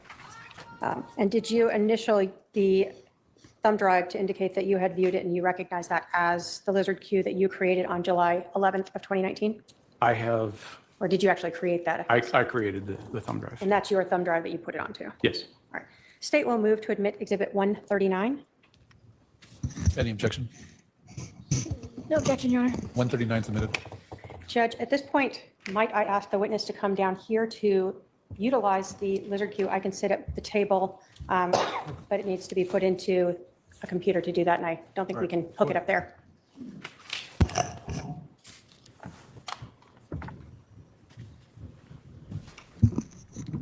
Ooh, he's going to play with computer. All right, so if you can insert that on that laptop. Yeah, thank you. This is weird. Usually the prosecutor does the Sure, insertion. I might have to log in. Sounds so dirty. I just might have Giggity. to log into my computer, sorry. Oh, no, sorry. How many people does it take to make computers work? No one knows. I'll let you go from there. All right. Can you talk us through, so you've opened the thumb drive to where that's at. How do you get to viewing this program? So first, you'll have to double click on. Hold on, the, one sec, I'm sorry, we're waiting for it to. Yes, the USB is in that laptop up there on the podium. There, yeah. So first you need to double click on the lizardqviewer.exe so it can open it up.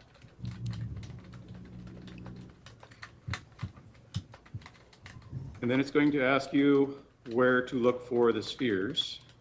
That's going to be.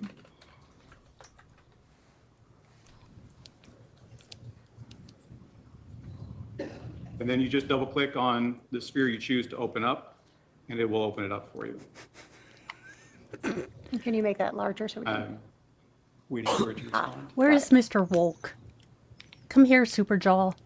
We need you. Okay.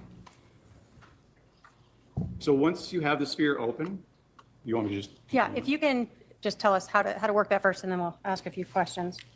so once you have the sphere open, if you depress the left mouse button, you can actually move the images around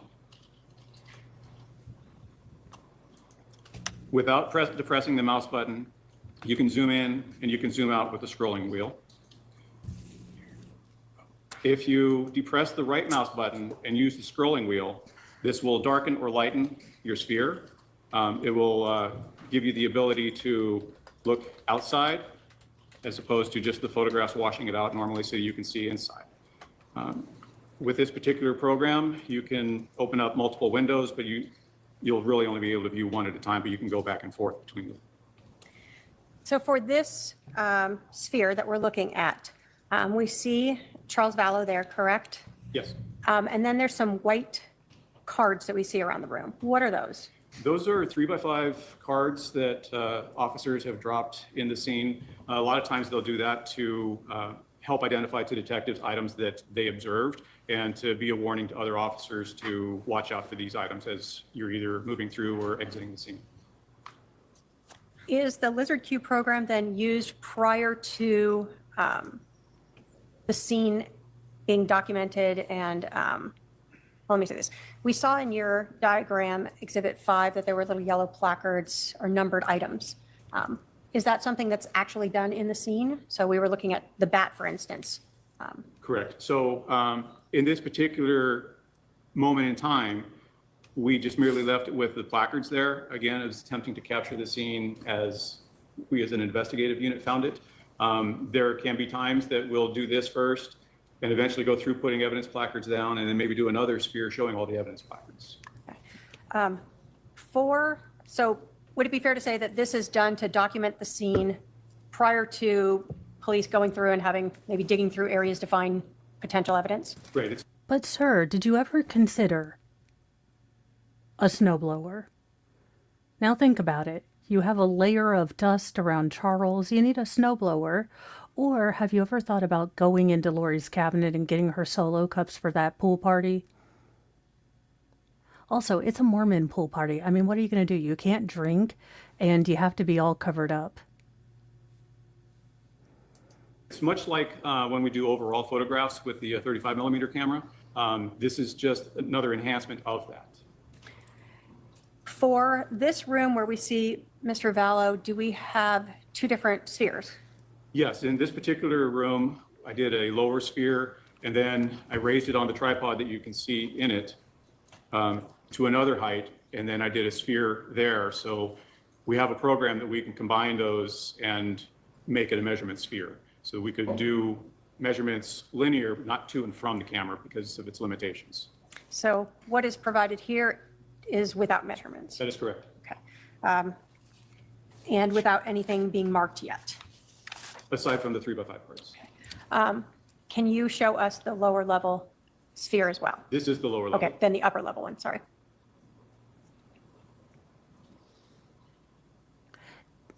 I have never seen someone do this. Now, we did see in the Karen Reed trial where I think Judson Welker had his laptop and was able to go through. And I think also Mr. DeSobra did. So this might be the way the judge likes his courtroom going. As you can see, your point of view has changed a little bit, but the room has remained the same. Okay.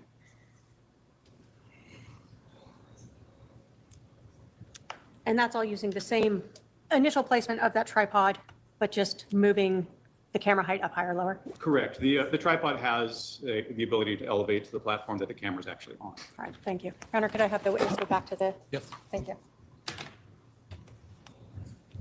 I'm going to turn this for now.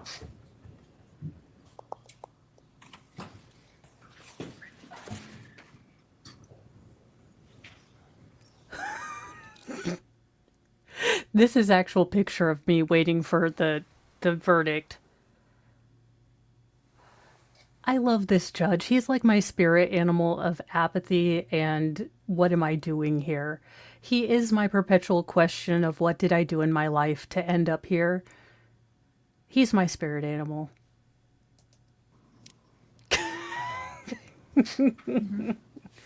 So,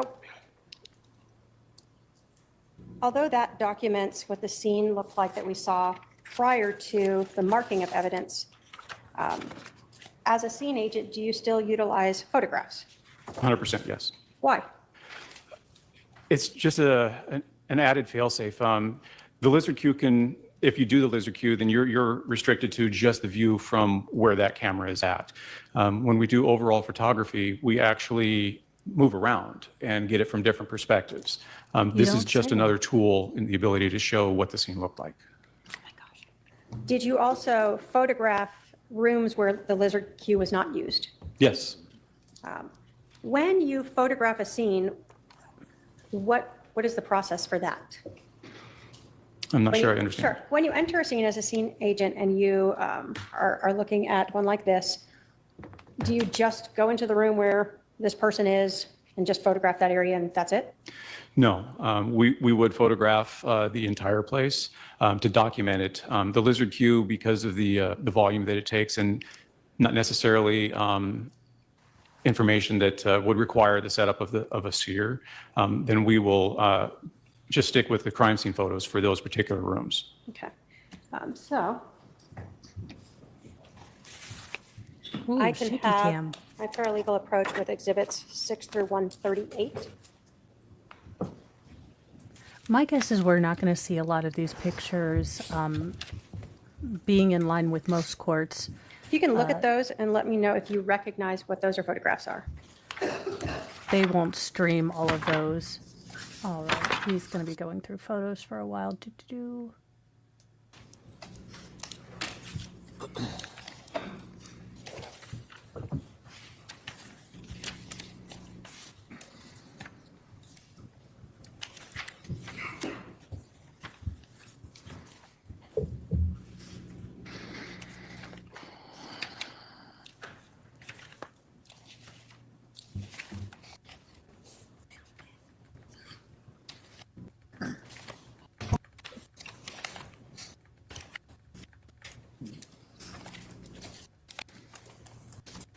He did like have 100 pictures to go through, so I'm not shaming this man for taking a bit. Depict 5531 South Four Peaks Place, both before and during and after processing. Y'all, can I tell you how weird it is to hear another address that isn't 34 Fairview? I'm like, no, that's the wrong address. It's 34 Fairview. I'm going to have Karen read detox. Yes, through various stages of the investigation. Your Honor, if I can have those shown to the defendant. Yep.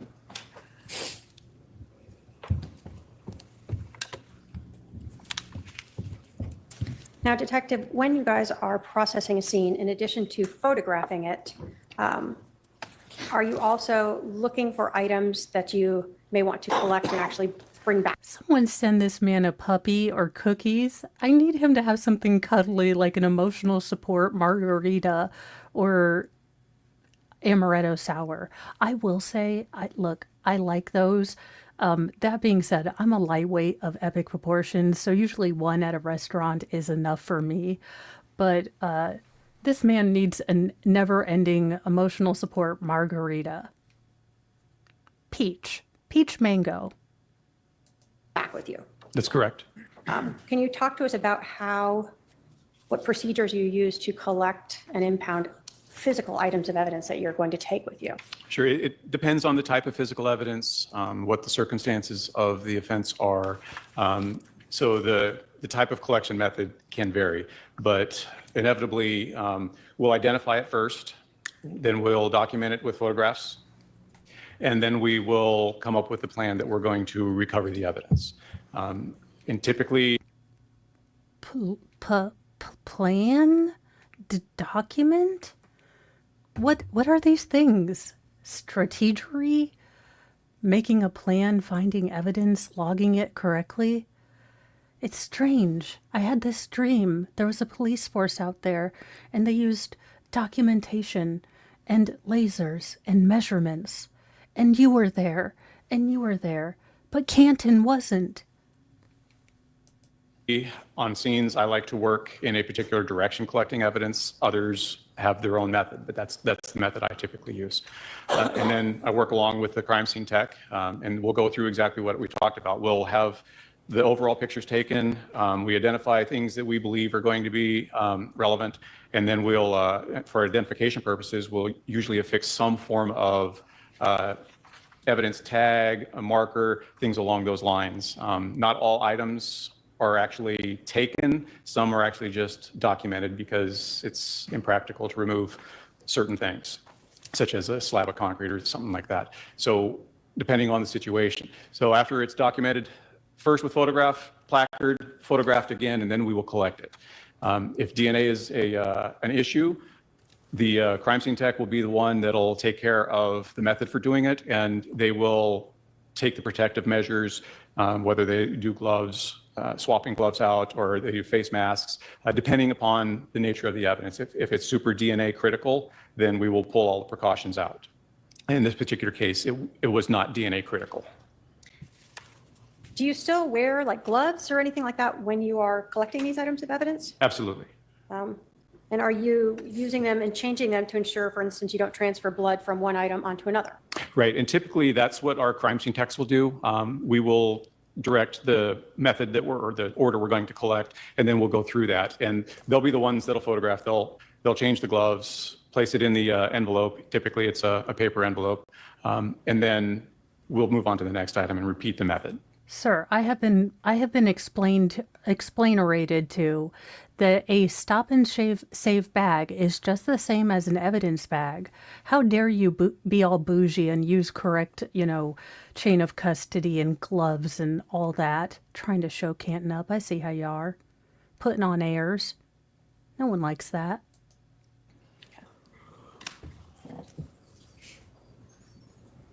So in this case, I'll put 5 back up if I can have the Elmo. Thank you.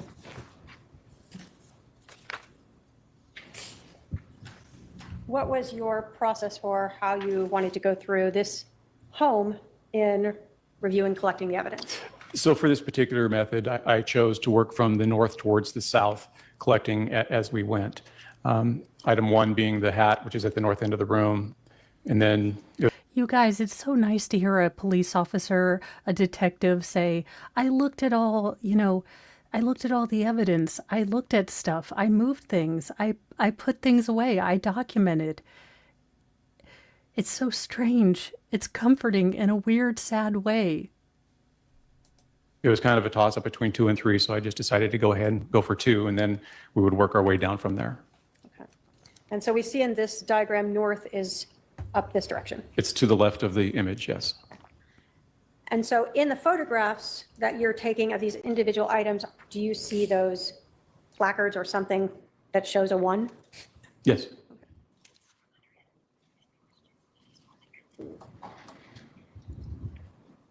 Now you talk about in this that there are scenes where you may have difficulty collecting an item. In this scene, did you actually cut out some pieces of evidence to bring back with you? Yes, and that's why you'll see numbers higher than what was originally in the room associated to those items. Okay. When you are processing a scene, do you always know what may be relevant or not relevant? Not always immediately. Is that one of the reasons why the entire residence is photographed instead of just what appears to be relevant here in that one room? Correct. So that later, if anyone wants to look at another room, that's been documented adequately. Right. When you're going through a house, even though you walk in and you see Charles Vallow on the ground there, are you still checking all of the rooms to see if there could potentially be something of evidence there? Well, certainly. I'm no stranger to not having all of the information initially when I show up. So I will go through and I'll look at the residence to see if there's anything that actually stands out immediately. And maybe I'll be able to ask a few questions of whoever's doing the interviews to see if there's any relevance to it. So are you looking for instance, any bloody items? That would be important. Are you looking for any projectiles or anything else that might be not in this room? Certainly. Bullets pass through walls. Are you looking for, I will be intrigued to see if they did DNA on the bat, to see if Charles' DNA or fingerprints were even on the bat. I have a feeling he was ambushed. I have a feeling he walked in the door. Alex was already there. And things happened very quickly. I don't think that Charles even got to the bat. But that's my opinion, and we'll wait to see. any evidence that might be related to this individual, Charles Vallow, like wallets or things like that that might have been left somewhere in the house? Yeah, anything that could properly identify who was or may have been present at the time. Okay. And that's sort of all those photographs as well? Correct.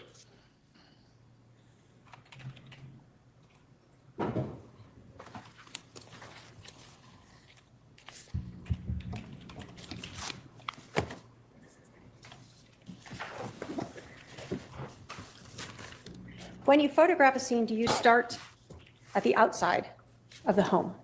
Yes, we will typically start at the outside and work our way in and carefully avoid the items of evidence that have been readily made identifiable. So Exhibit 6 here, what are we seeing here? So this would be the front of the residence. It faces west, and we're looking at the main entrance that's just off to the right of the closed single garage door, and that door is open. Your Honor, we're going to have to object. We haven't agreed to admit any of these pictures that are being posted. I'm sorry, I did show them. The state will move to admit Exhibits, 6 through 38. or 138. Any objection? To some of them, I mean, they're very similar, and I don't think that they all need to be put on there. So your objection is that some of them are cumulative? Yes. Yes, Your Right. Honor. Which ones, Lori? You me see need to them. know which. What numbers? Yeah, which number, sorry? 6 Her through what? poor 138. legal assistant. Do you have specific ones that you believe are cumulative? Yeah, I'd have to go back through to get them specifically. I have some. Lori, if you have an objection, at that point you're supposed to have numbers. This is how lawyering works. You got the blazer on. Come on, babe. I need you to legally blonde this. I need you to work on this. If you have an objection, you have to have it clarified and you have to be able to enumerate it at the time of the objection, not say, give me 5 minutes. This poor judge. Well, let me browse them.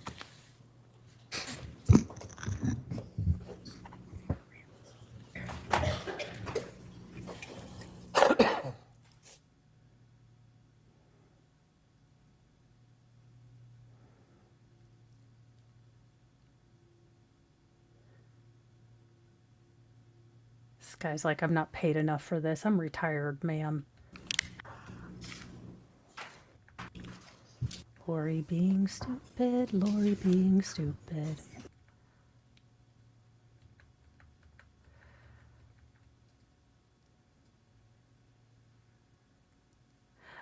Oh my gosh, a judge that's looking through things and being fair and objective? It's so strange. I just want to bask in this moment. I'm verklempt. I'm verklempt. A judge actually doing his damn job. We're never leaving this man's courtroom. We're staying right here. Right here.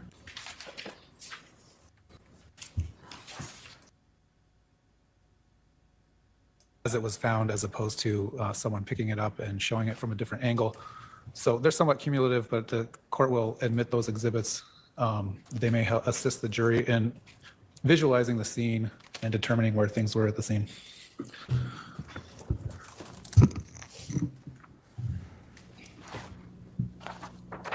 So we had talked about Exhibit 6 being the front of the house.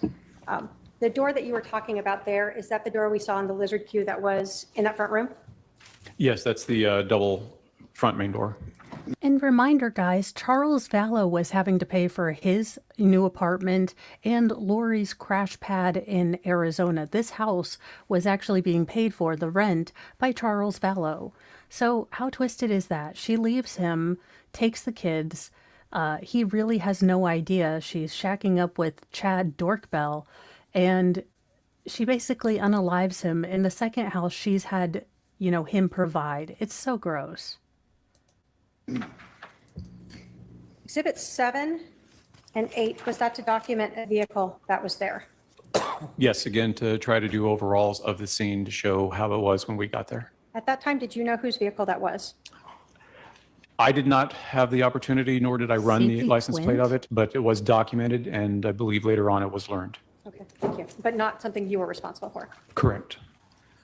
When we get to Exhibit 9 and then 10, is this sort of coming up to, and I'm going to pull this back a little. Yes, that's approaching closer to the door. 11, which way are we looking as we enter the door here on 11? So you would be looking to the northeast, northeast. And you had talked about in a diagram a hat, is that sort of what we see here? Correct. Is Exhibit 12 sort of looking the opposite way from that sort of vantage point, Correct. or south? Southeast, yeah. And does Exhibit 13 show us what the front entryway looks like? Correct. So this image would have been taken from the northeast corner of the main room there. We can see in this then the hat with the placard of 1. Correct. So when we are looking at your diagram, Exhibit 5, and we see the 1, that's what that's referring to. Correct. Exhibit 14, can you tell us our perspective of what we're looking at here? So you're standing in roughly the northwest corner of the room, just down from the entryway, and you're looking south. So we start to see some of those white cards there. Is this before you have added in the yellow placards? Correct. This would have been part of the overall photographic effort. So when we're looking at this house, I'm going to put up Exhibit 15. Can you describe for us this wall here? Sort of, can you go all the way around that? So that wall with the mirror itself is blocking where the kitchen is. There's an entrance to the kitchen to the right of that wall. And again, you could get to the kitchen through the left opening as well, but I think there's also like a family room by that area. Okay. But it's open. One could walk through either of these ways and come around back out the opposite door? Yes. Okay. So Exhibit 16, we see Charles as he lay when fire has left him at this point. Correct. So the items we see on him, we've heard of them cutting his shirt and things like that. This is you documenting how he was when you started to come into the scene, Correct. after fire's already treated him and determined he was deceased. Yes. Over here, we start to see an area. What is right over there? So just past that most southern index card is a hallway that extends to a bathroom and I believe at least 2 bedrooms. Looking sort of to the north, what is this hallway here? So now we're just looking north past the entryway. You can see the hat in the right part of the image there, and that would lead up to the master bedroom garage.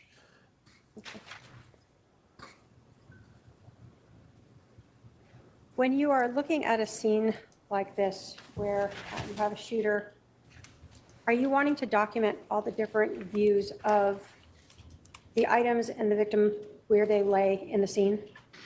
Yes, it's important to establish where things were at when we found them. Now, are you able to tell us, for instance, if a casing rolled or a bullet rolled as fire is there or initial officers coming through? Having not been present to see it, I would not be able to tell you if any item happened to have been manipulated. Okay. Does 19 show us part of that hallway that we're talking about to the bedrooms? Yes, it does. And then right next to it, would that be the sort of doorway into the kitchen? Correct. That's past this mirror on the left would be where the wall rounds a little bit and leads to the kitchen.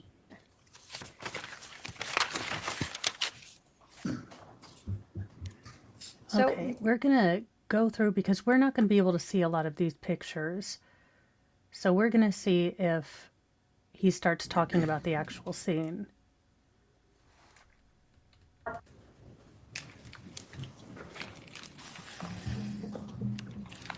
do you recognize 244? I do. And is that the actual piece of floor that was removed from 5531 South Four Peaks Place? Yes. Okay, we'll move to admit Going into a 244. house, removing evidence. Any objection? So weird. 244 is admitted. And is that what then we see here in Exhibit 61? It is. Obviously, this is inside plastic, but this is the piece you're talking about. Correct.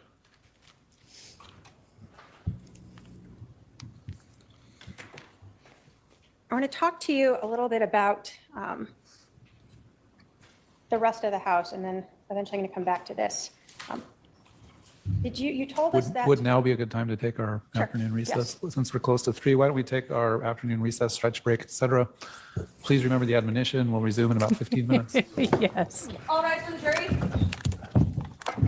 Alrighty, we're gonna skip right through. I love skipping through breaks. It's my favorite thing.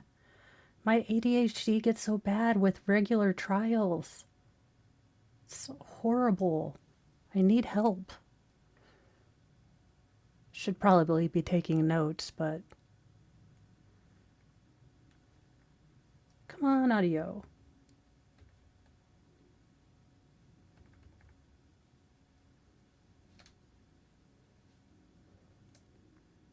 That you had found in the front room next to Charles. Yes.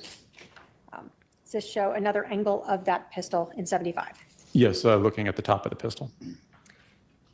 When I the don't pistol, as we think, see, is picked up in 76, YouTube's the not a individual's fan wearing of gloves. Why is that? the big old, Again, to force help preserve the multipliers. evidence, in the event that DNA were to need to be done, we could articulate that we did not touch it with our bare hands to impart our DNA onto it.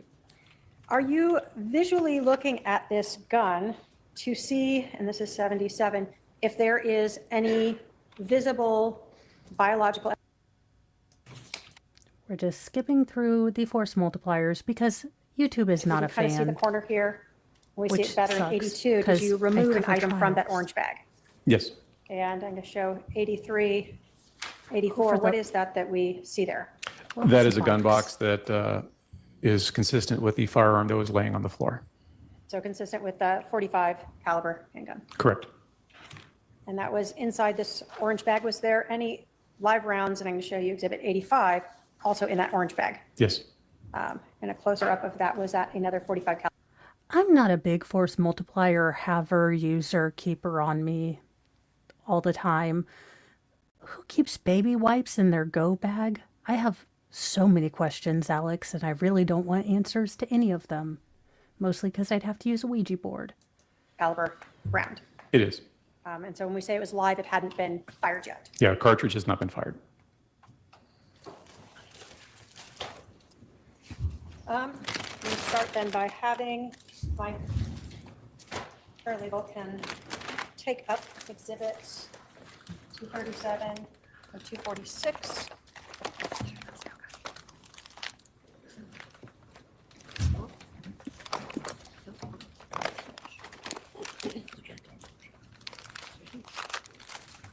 You can approach them at 237 and 246.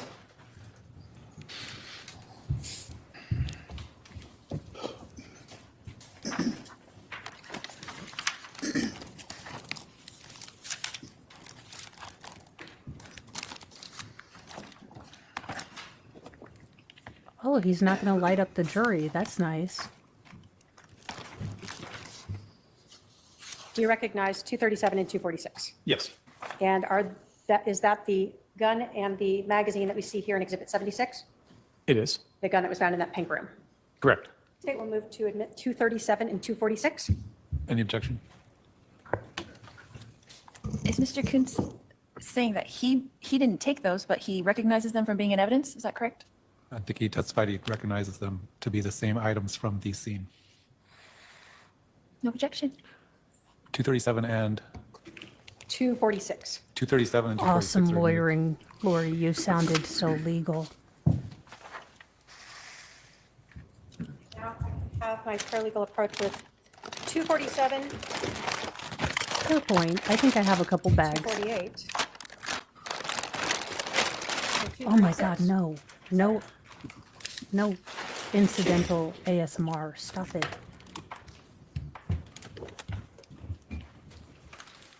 Maria Shriver needs to smile. She'd be beautiful.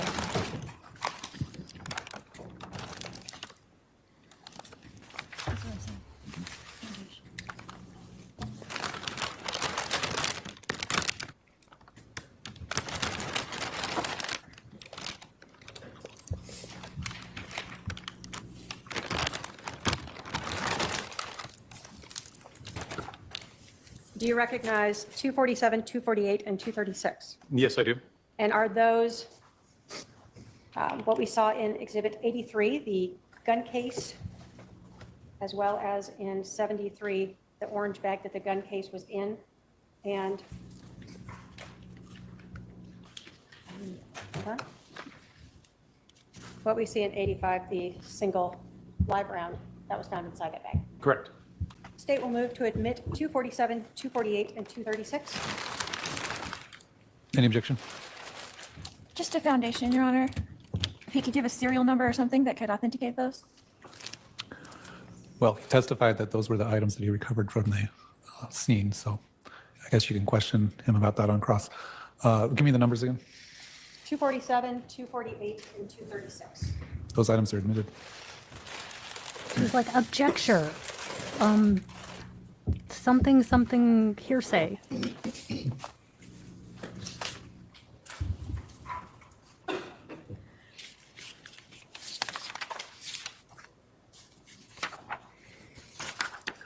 going to show you, as you continued sort of in this hallway, Exhibit 88.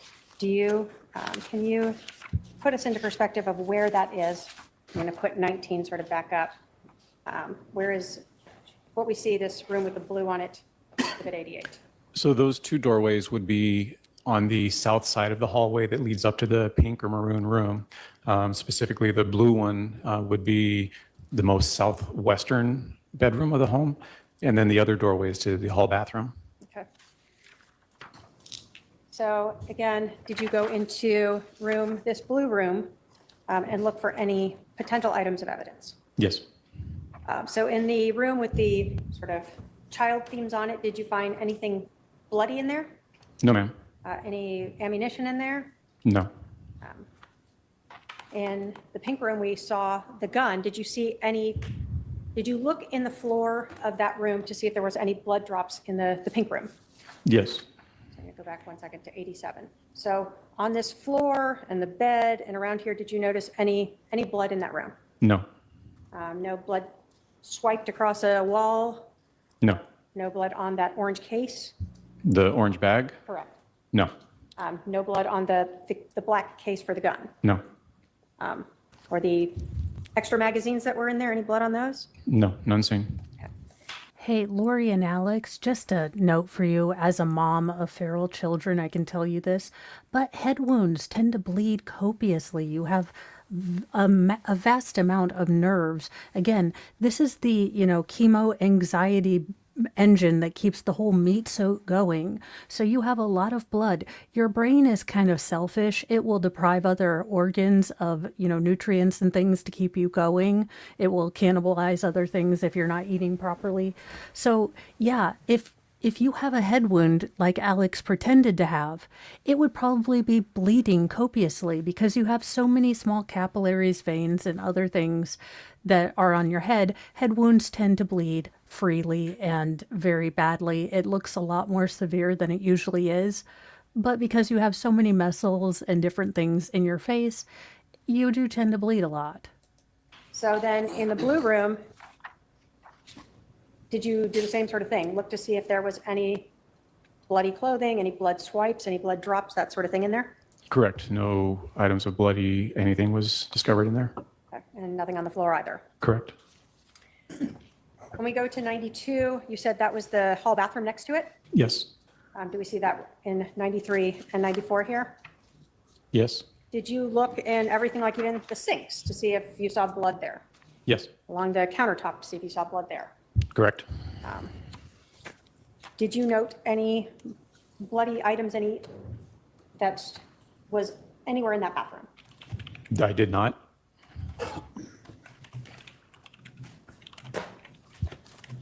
When you were walking down that hallway to those rooms, did you look on the floor there to see if there were any blood drops, or blood trails, or swipes of blood on the wall? Yes. Did you observe any there? No.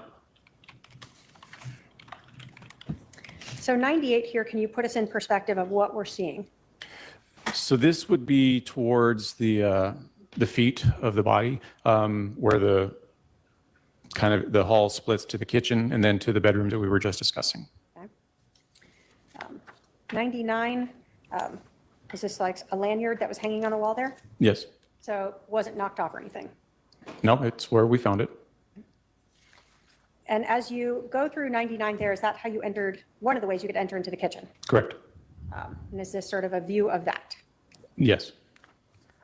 Also, Lori, just public service announcement. If you say you had a scuffle and you have 45 minutes before you call the police to make sure Charles is actually passed, you guys could have, scuffled things up. You could have actually, bonked Alex pretty good on the head. I am not a fan of 10% of a half-assed job, and that's what you guys did. If there's a struggle, if there's two grown men fighting, things are going to be knocked off the wall. There might be dents in the drywall. There might be, furniture or things askew. So you're an idiot. I hate when people don't do a good job. Pisses me off. So in the kitchen, did you look on the floor there to see if there were any blood drops? Yes. Along the cabinets to see if there were blood drops there? Yes. When you got to the sink, I'm going to put exhibit 103 and then 104. Did you observe a small amount of what appeared to be blood on the faucet itself? Yes. Did you look sort of as well in the sink itself to see if there was any blood there? Yes. Did you observe any there? Did not see any visible blood. Now, when you're going through the house and looking to see if you know any bloody items or any other items of evidence, are you looking in things like trash cans? Yes. So was Was this the trash can in the kitchen, for instance? Yes. And did you note any bloody rags or towels or anything thrown in there? No, ma'am. Okay. You said that there was also sort of a living area in there. Correct. I'm going to put up Exhibit 112 to get a better perspective of that. So is this the doorway we were talking about? Yes. And so the kitchen here opens up into the living room. Correct. Did you look through that area to see if you saw any blood on the floors? Yes. Did you observe any? No. Did you look through that area to see if there was any blood on any of the furniture or walls or anything like that? Yes. Did you observe any of that? No. In Exhibit 111, where does this doorway lead? That leads back out to the mirrored room, the main room where the body is. So when we were talking about the two doorways, one sort of directly into the kitchen and the other sort of more towards the end of the kitchen living area? Yes. This is what you were talking about. Correct. And in Exhibit 113, can we see sort of both of those doorways? Yes. And 114, overall perspective of that? Another perspective of it, yes. So throughout this whole area, again, you're looking for anything that might be relevant because you have one chance to document it, correct? Correct. When we talk about 115 and we talked about the original layout of the house, is this that front entrance area again? Yes, it is. And where are we looking in this perspective? So you were looking in a north direction. Where does that head towards? It heads towards the garage, the master bedroom, and I believe a room that could double as an office. So when we go along this wall here that we see in 115, 116, 117, is this the sort of what we would call office or playroom? Yes. Did you look through there, see anything bloody in there? We looked and found nothing. Was there a powder room in this area? Yes, And did you search that as well? it was. And again, you're looking in sinks and in trash cans? Correct. And did you observe in 121, 122, the trash can and toilet and sink, any bloody items there? No, Was there a laundry room in this area? there was. And I'm putting up 123 and 124. Did you look through the laundry area to see if you saw any bloody items in here? It was looked through, yes. So although there's some clothing and some folded towels, none of those had blood evidence on them. Nothing that stood out with blood evidence, no. And then again, even looking in the trash cans that we see in 126 and 127, Correct.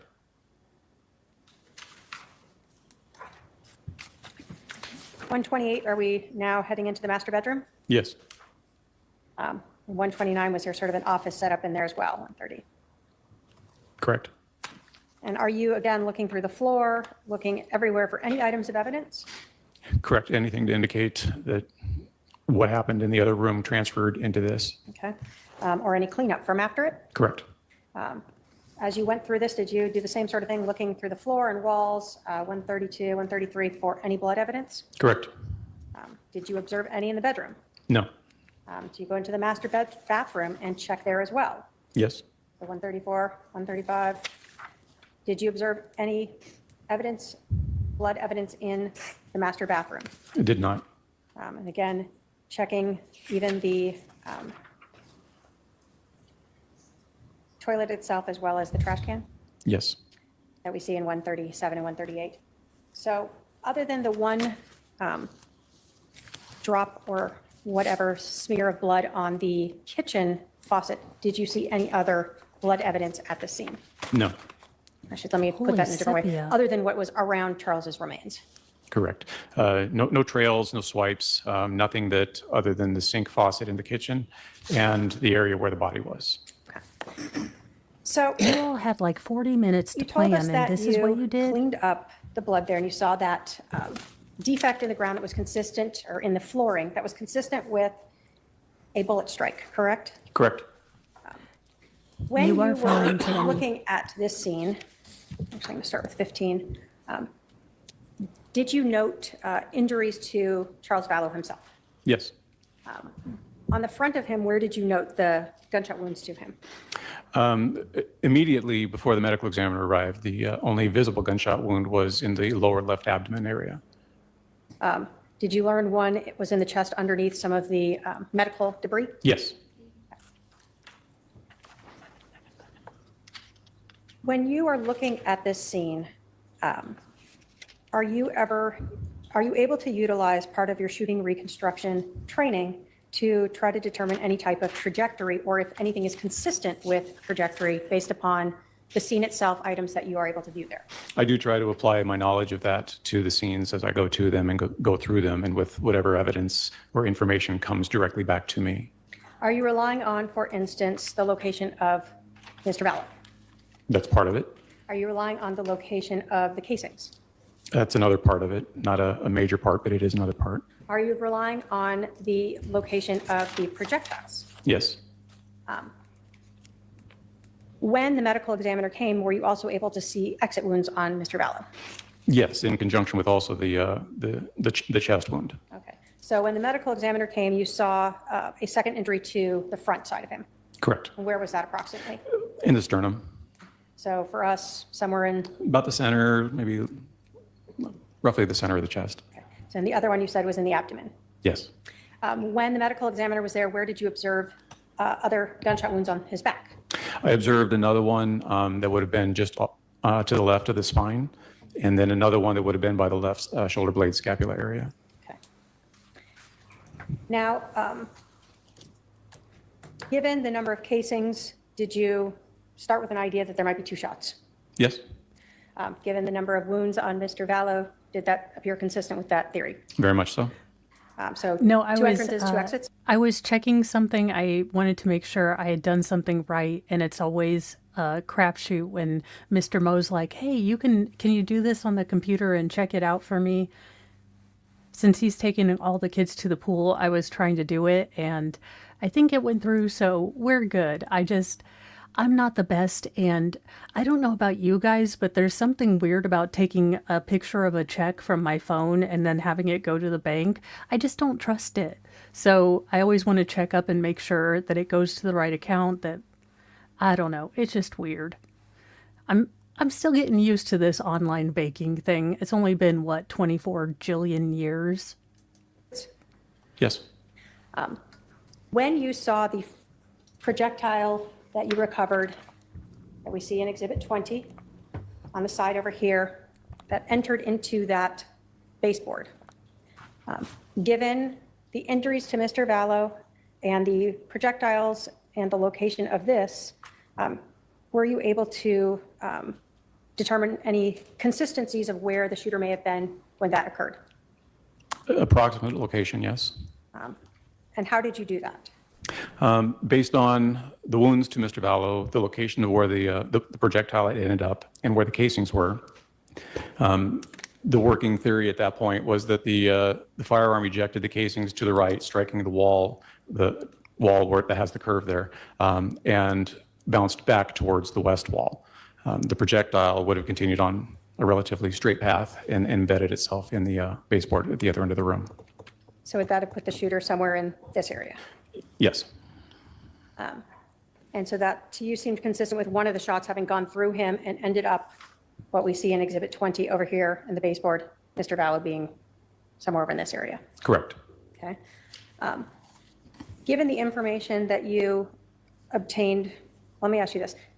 Given the information that you saw at the scene there, again, with the casings, the injuries to Mr. Vallow, both to the abdomen and the shoulder, and then after you cleaned up the blood, the damage to the floor underneath the location of his left shoulder, were you able at that point to start, have any concept or have a idea of what would be consistent with where the shooter may have been and where Mr. Vallow may have been for that shot? Yes. What did you base that on? Again, a lot of the factors that have been discussed, the location of the projectile item number 4, the defect in the floor that was underneath him, the location of the second casing. What, in a Dutch angle? It was all consistent with the shooter having been at the feet, not necessarily right upon the feet of Mr. Vallow, but in that direction, close enough so that the projectile could, again, bounce off that wall and land on the west wall. The projectile or The casing, sorry. When you were looking at this scene, I'm going to put 56 up. Obviously, there's no exact, I'm going to move Mr. Vallow this way just to kind of, It is sad. It is heartbreaking to me that Charles was already down for the count. He probably knew his life was ending then. And then to hear kind of just scientifically, again, I'm no expertologist. This man uses geometry and probably math to get the trajectories.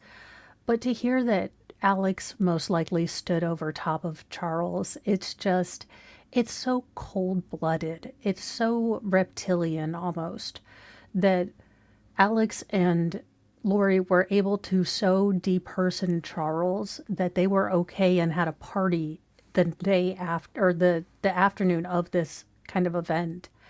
It's so beyond the pale. It really is hard to kind of conceptualize how they were able to sort of compartmentalize and other Charles so that it wasn't, a person, a real life, father, son, brother, person that they took. He was Ned Snyder. It is so weird to me how you can be so damn delusional. Be looking the same direction. Did this defect appear to be in the area of Mr. Vallow's shoulder? Yes. Now, Mr. Vallow had been rolled a couple times by the time you cleaned that scene up. Yes. So you didn't stick a rod through him there and see if that worked? No, that would be inappropriate. Are you even allowed to do that? No. The medical examiner frowned on that. Yes, the body is theirs by law. So you're basically able to look at where he was located and say that that is consistent with being underneath his left shoulder. Yes, and we did take measurements of the body before it was moved. All right. So when you measured where the body was and then you cleaned up that blood and measured where that projectile divot was that consistent with where his left shoulder was? Yes. Given that information that you had at that time, were you able to draw any conclusions as to whether or not the evidence was consistent with Charles Vallow being laying on the ground when he was shot? Very much so in the position that you see him. He was the second shot that entered the abdomen would have been where he was lying. Did you attend the autopsy itself? I did. And when you were can you tell us what it means when you attend an autopsy as a detective? I believe so. I believe one shot was with him facing toward Alex, and one was with him facing away. But I'll have to, maybe they will show a picture in the autopsy. And medical examiners are pretty good at giving you kind of the trajectory. Again, the body is theirs, so they're able to calculate that themselves. So it will be interesting because I can't remember. I do need to take notes. If it was front and back, I'll have to go and rewatch the opening statements because I'm pretty sure the state's attorney said it, but it has been Karen Reeded right out of me. So as a detective, we go to the medical examiner on the date that they're going to do the autopsy. There is the autopsy suite itself where the doctors and technicians work with the bodies. Observers will be outside of that suite, but able to communicate with the staff. There's a window where we can see everything that's going on. And like I said, we can communicate either by a phone that's on the wall or they'll come around and talk with us. We have the ability to observe everything that transpires. There's even a camera overhead that we can manipulate to get a different view. Say the feet are towards us, we can get the camera to look at when they're working on the head or something like that. When you were at the medical examiner's office as they were performing the autopsy, did you learn additional evidence that helped support your opinion as to whether or not Mr. Vallow was laying on the ground when he was shot in the abdomen and the bullet exited his left shoulder? Yes. What was that additional evidence that you considered when reaching this opinion? Well, I had asked for specific things for the doctor to include in the examination that would help me with rendering that information. One of them was to measure the location of the bullet strikes on the body, both the entry and the exits. And then I also asked for the use of trajectory rods, if it was available, to help demonstrate the angles of the shots so that I could visibly see everything. They have the unique experience of being able to see the actual damage to the organs as it's passing through. It's not all super clear for me for that part, so the trajectory rods help out a lot. Having observed the location of the injuries, that measurement, the trajectory rods, did that further support or go against your opinion that Charles Vallow was laying on the ground when he was shot in the abdomen? It further supported it.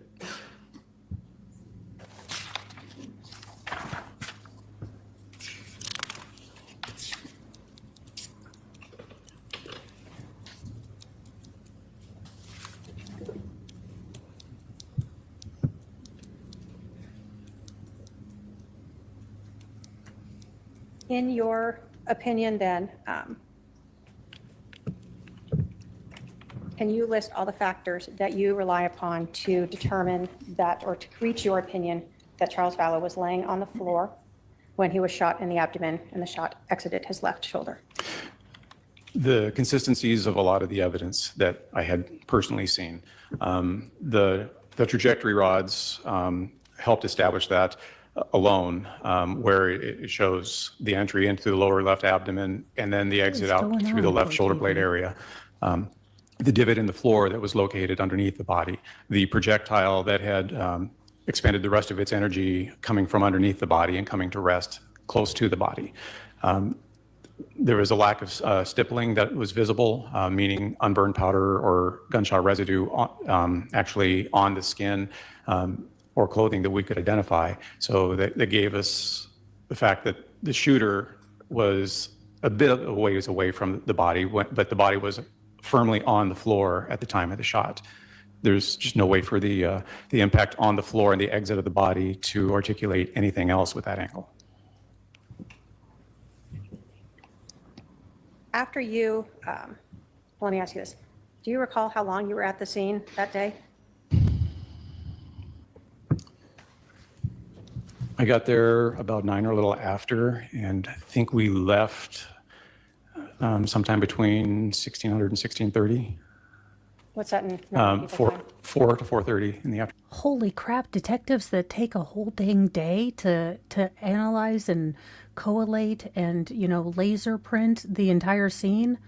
It's a post-Lenten, post-Easter resurrection miracle.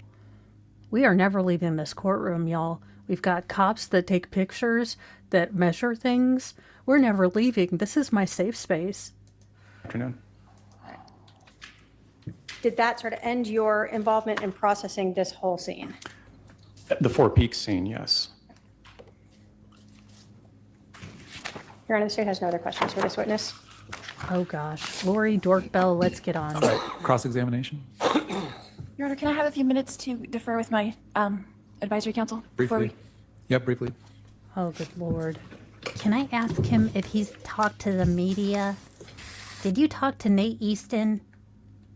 Have you been in touch with Inside Edition? Have you talked to Connie Chung or Maury Povich? Or Judge Judy?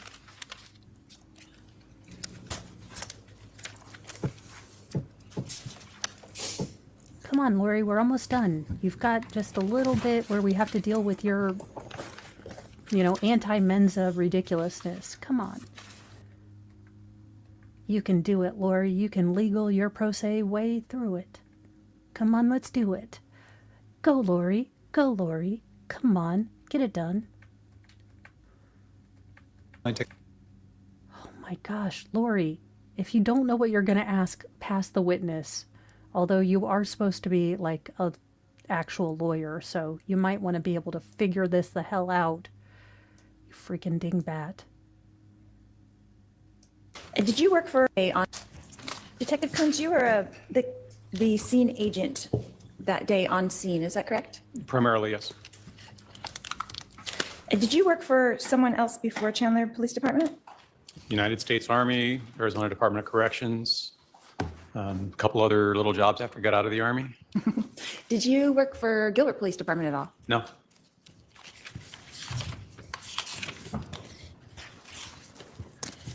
And as the scene agent that day, you talked about, you were there. Did you write a report about that day?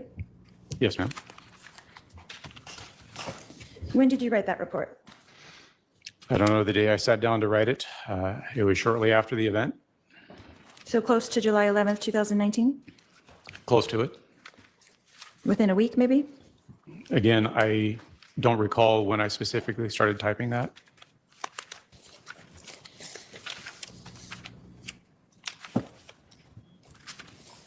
And when you arrived that day, who was there already? Patrol officers, Just them? the fire department might have been there. Alex Cox was there. Other detectives arrived. I couldn't tell you the order of which everybody arrived. And where did you park? I parked north of the scene. And then did you go directly into the house? No, ma'am. What did you do first? We received a briefing of what patrol officers had learned. We learned that there was a body inside the residence, and we came up with an investigative plan. Who did that debriefing to you? I don't think anybody specifically ran the debriefing. We, as detectives, gathered around the patrol officers, and they informed us basically of what they had seen and what they had been told. And who were those detectives with you? Well, Detective Duncan would have been there with me. Detective Moffett would have been there. I didn't take a roll call of all the detectives there. Possibly Detective Inclin. I don't know. Okay. And then where did you proceed after that? Debriefing. Well, after the debriefing, I provided You are doing the information of fine. what I had learned to Detective Kaminsky, who is still back at the police department, and gave him the information necessary to request a search warrant for the residence. And then what? We waited. To get the search warrant? Yes, ma'am. Yes. To have it issued? To see if the judge would issue it, yes. And how long did that take?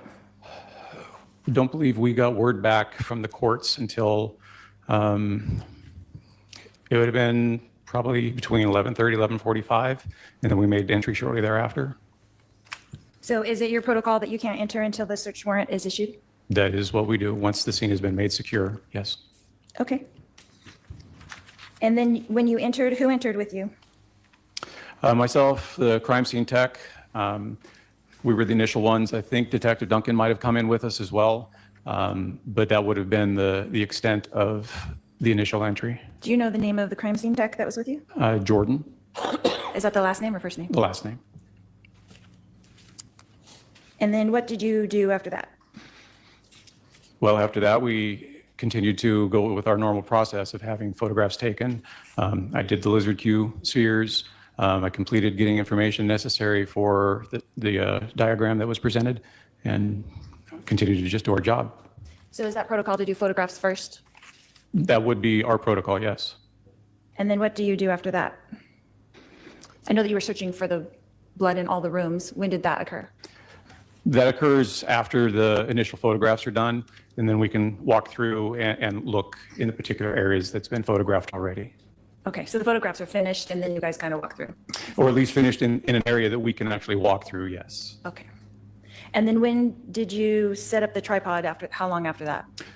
So the tripod was set up after the area had been photographed. So that way I wasn't interfering with anything. And that way we're not having the tripod in our original photographs. Right. Makes sense. And do you think, so Detective Duncan was with you going through the house? I believe he was there, yes. So it We was were holding basically the two of hands. you or three of you going through room by room, or were you split up, or how does that work? Walkie-talkies. We would have divided and conquered a little bit to make the search a little bit more expedient. But that, again, you're slowed to the time frame of what it takes to do the overall photographs. So the photographs took about how long? I don't ever look at my watch to see how long it takes because it's a big house, as you're aware. And I let the crime scene tech do their job. I don't push them and tell them that TikTok, there's nothing like that. It's do your job, we'll follow along. Okay, and you guys started that process at about 11:45? I think the actual time would have This been judge. closer to noon that we would have started that process. And about how long did it take to go through the whole house, and about how long was that process? Again, for me, I don't document how long it takes for any particular task because each scene is different. I just focus on doing the tasks. I rarely. Lori, he's already answered this damn question. Stop asking him the same question. You are driving me insane. The man answers the question right before you ask it out of your mouth hole. Clean out your ear holes and listen, Lori. Take a look at my watch to see how much time I'm spending on it because I want to do the job. I don't care about the time it takes. And you did not pick up any of the evidence that was marked. That wasn't part of your protocol, is to take the evidence into custody. Is that correct? Most of the evidence I did not pick up, correct. And whose job is that? We usually defer to the crime scene techs to do that. There are times that we will assist them with doing it depending on what the item is. So that day, was it Jordan who did that? Was he the crime scene tech that took that evidence? She would have been the one that was collecting at our direction, yes. And so you kind of pointed out the detectives, and then they pick it up and... Correct, because they're trained how to handle evidence, how to package evidence, how to process. So we work in tandem together. We're the Officers investigative body, and trained they're the how to do scientific portion of things? it. Makes sense. My Okay. worldview. What time do you think that you, well, let's ask this. After you're done with the photos, and then you're done with checking the house, and all of the evidence is picked up and logged, then what else do you do at the house? What else did you do at the house that day? They Well, looked you for just Carmen San Diego. bundled that up into like tiny little package, but it took a long time to get to the point that you're talking about. So my day pretty much involved the scene. As far as ancillary jobs to go somewhere else or do other things, now my day was pretty much spent there on Four Peaks. Correct. Yeah. So, Try cleaning the wax out of your ears and getting out of your perpetual Lori like fog, and you would understand that this was a large job. The man is trying to figure out why your husband, who took care of you, who loved you, who, helped you raise 2 children plus, adopted another, is on the floor. You giant numpty. He's not on salary. He's not an hourly. He's going to do a good job. I mean, it's refreshing, but it's kind of what we expect police officers, detectives to do. when did you leave the residence then? We secured from the house sometime between 4 and 4:30 p.m. And what other tasks did I miss that you accomplished during that 12 o'clock to the 4:30 time?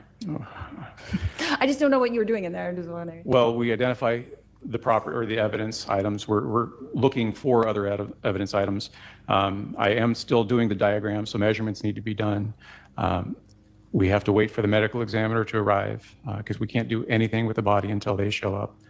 And then once they show up, we pretty much stop with the other projects until we can focus on the body and get the body out of there, because there aren't very many investigators for the medical examiner in the county. So we don't want to tie them up longer than we have to. And then we'll resume searching or identifying information, evidence, collecting it, and working our way to a conclusion where we can leave the scene. Okay.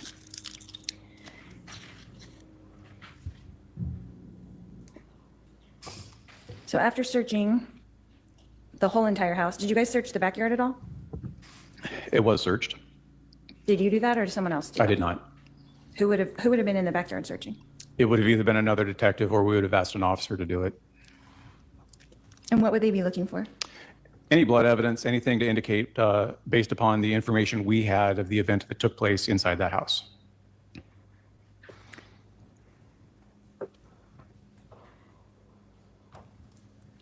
So when you made your assessment, Come on, you can you were do it, able to Lori. leave after that assessment was made? That everything was accomplished? Oh, what assessment? You What are done you it, talking about? Lori. That all the evidence was gathered and collected? That I was satisfied that we had collected what we needed to collect? Correct. Yes. Yes. Okay, thank you. No, he stayed an extra 5 minutes because he really liked the bathroom and had to drop a deuce. No, he worked until he was done and then he left. Yes, Lori, this is the natural progression of anything. If you'd ever just, stuck with a marriage till the end, you might know that.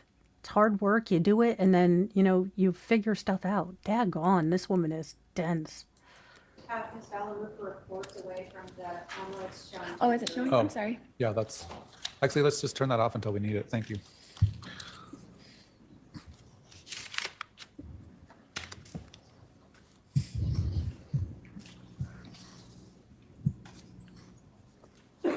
Look, even Maria Shriver is getting done with your behind. Come on. She already had to deal with Arnold cheating. So you stated earlier that the weapon, the type of weapon that was found was a .45 caliber? Yes, ma'am. Is that a semi-automatic? It is. Okay. How is that different from like a revolver? What's the difference between that? The build itself, I like to use simplistic terms when I describe what a revolver looks like. Most people are familiar with a Western movie. So the wheel gun, that's a revolver. What you see modern police officers carrying these days are semi-autos.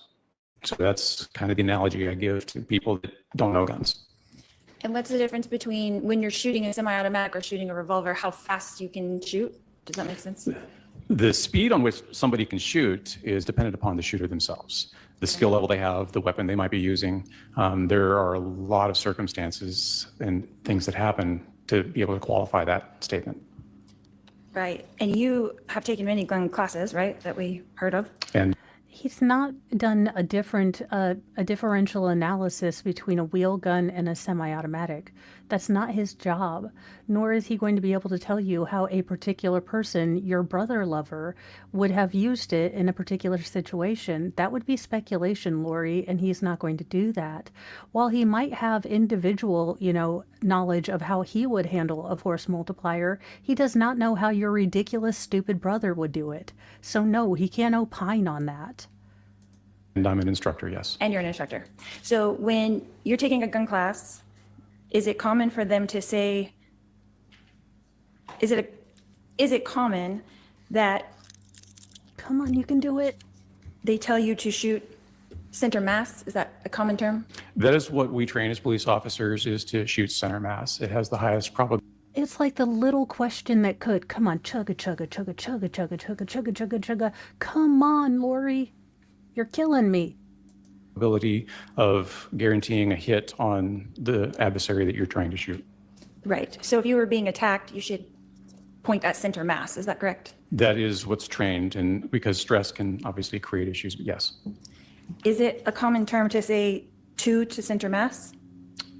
No, In that training? is something Not when he's lying on the ground, you absolute reject of legality and logic. Let me explainate this to you, Lori, because I don't think you understand self-defense.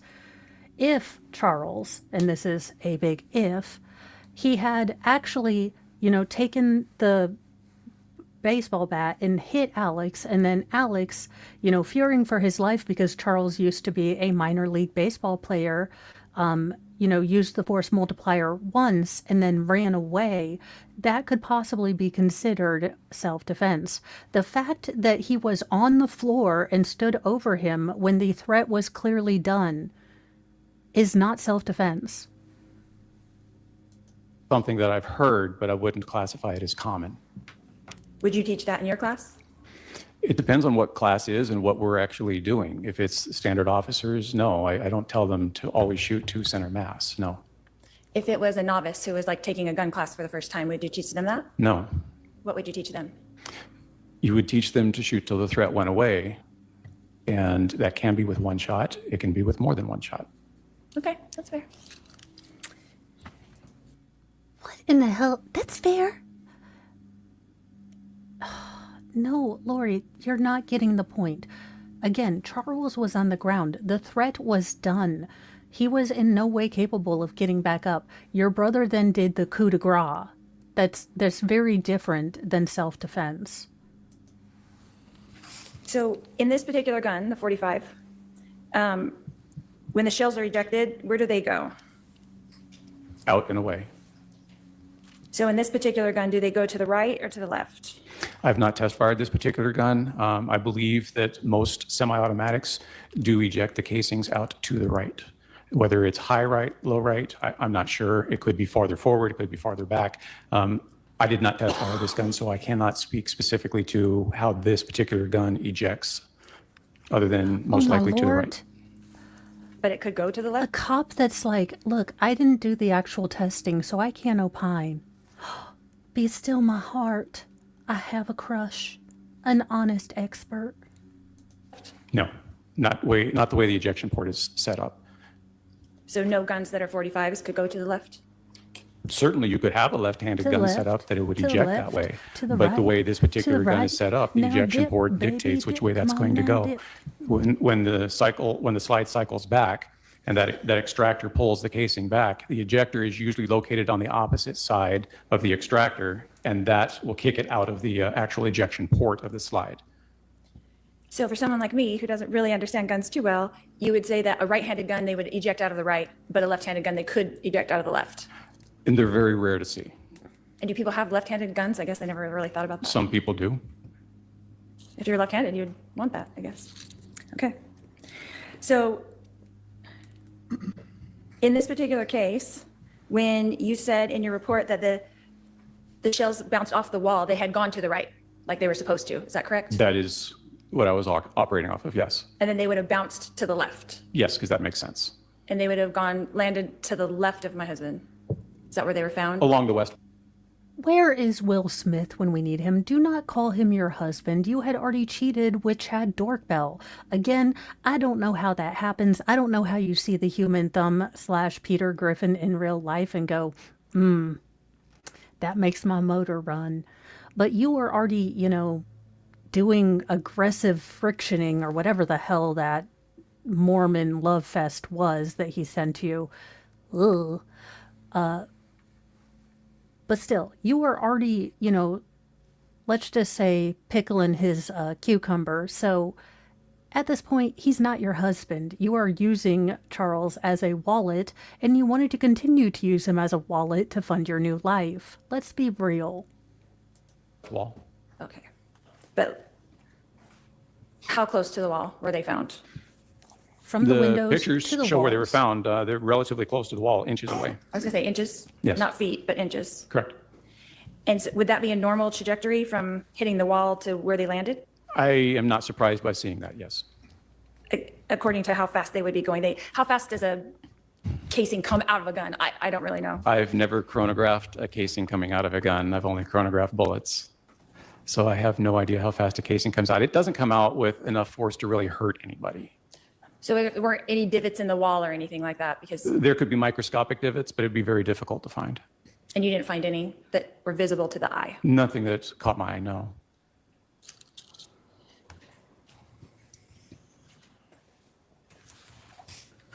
So were you there at the time when Alex did the walkthrough?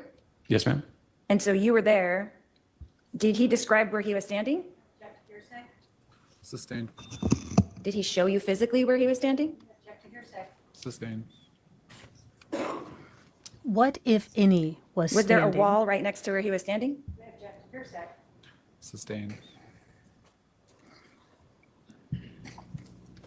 Your Honor, I'm not asking for the truth of the matter asserted. I'm saying he observed this person standing in that place. Well, you can ask him if he observed Mr. Cox standing in that place. Okay. Did you observe Mr. Cox standing in the room where, Judge, I know you want to help her and you want to get out, but we do not help idiots. They have to learn on their own. And I want to see Lori have a damn breakdown. Do not accommodate her. I would be such a cunt if I were her lawyer. I'm not her judge. And yes, I used the C word. I would be such a raging Beosaurus because I wouldn't help her. I'd just be like, no, that's hearsay. You decided to be a lawyer. Need a lawyer. he told you that the gun was? I observed him standing in the vicinity that he indicated. And was that in the hallway or in the main room? I'm going to object to hearsay. It's not testimonial, Right. but it is still hearsay. If the question is in relation to Mr. Cox showing or recreating or demonstrating, then the objection is sustained. Where did you observe Mr. Cox standing when he went through the walkthrough to, Well, that's the testimony that I'm saying is a form of hearsay. So please ask a different question. I'm trying to understand, Your Honor. So what the witness observed is, It's almost like if you had had one of these people who went to school and understand the procedures and kind of the wonkiness of how to ask questions in a trial. I think they're called a lawyer. lawyer. They're these people that went to school and they know things and they know how to, build foundation and ask questions without being leading. I mean, not Lolly for the most part or Hank or nearly anyone, but they have been taught. It's almost like when you're on trial, you need one of them people. Call Kim Kardashian. It's not relevant? I didn't say that. Let's do a sidebar. Okay, I would love that.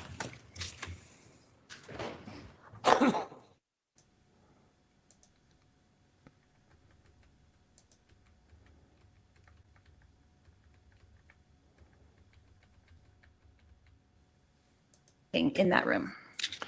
I would place the shooter in the area of where the curve of the wall was and the kind of the hallway entry area, somewhere in that general area. So would you have it, what direction would you place him standing? Facing, I mean. Not standing, but facing. For which shot? The first one. The first one in a more easterly direction, And the second? in a more northern direction with a slight deviation to the east. So would you have him stepping forward? Is that what you're saying? No, What direction would you have him moving? I didn't say the shooter moved. You're just saying that he shot from a different angle? Yes, ma'am.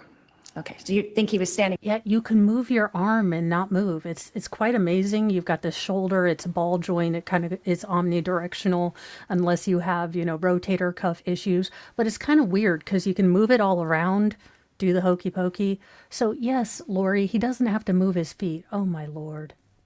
Oh my Lanta. In the same location. I don't know that. Ooh. Wait a minute, Maria Shriver, look at that chair. Look at this comfy grandma chair that Maria Shriver has, the little, court reporter. I am, you guys, that is the one splurge I'm going to share with you.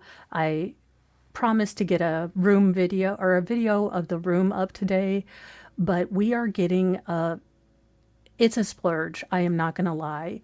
But there is this really nice kind of assisted comfy chair that at the same place that I found my walker that we are getting to be my desk chair.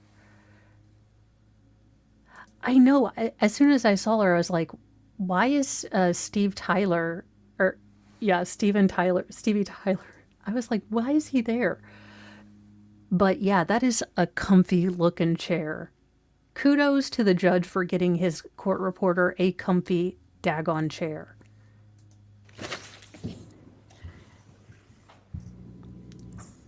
So according to where you put him standing with the first shot, the casing bounced off of the wall to the right and landed to the left. Correct. And then where you have him standing in the second shot, the same thing happened. Approximately, yes. And how far apart were those casings found? I don't have the specific measurement of how far apart they were. They were a few feet. So they're a few feet apart. Yes. So if he was standing in the same place, would they be a few feet apart or would they be closer?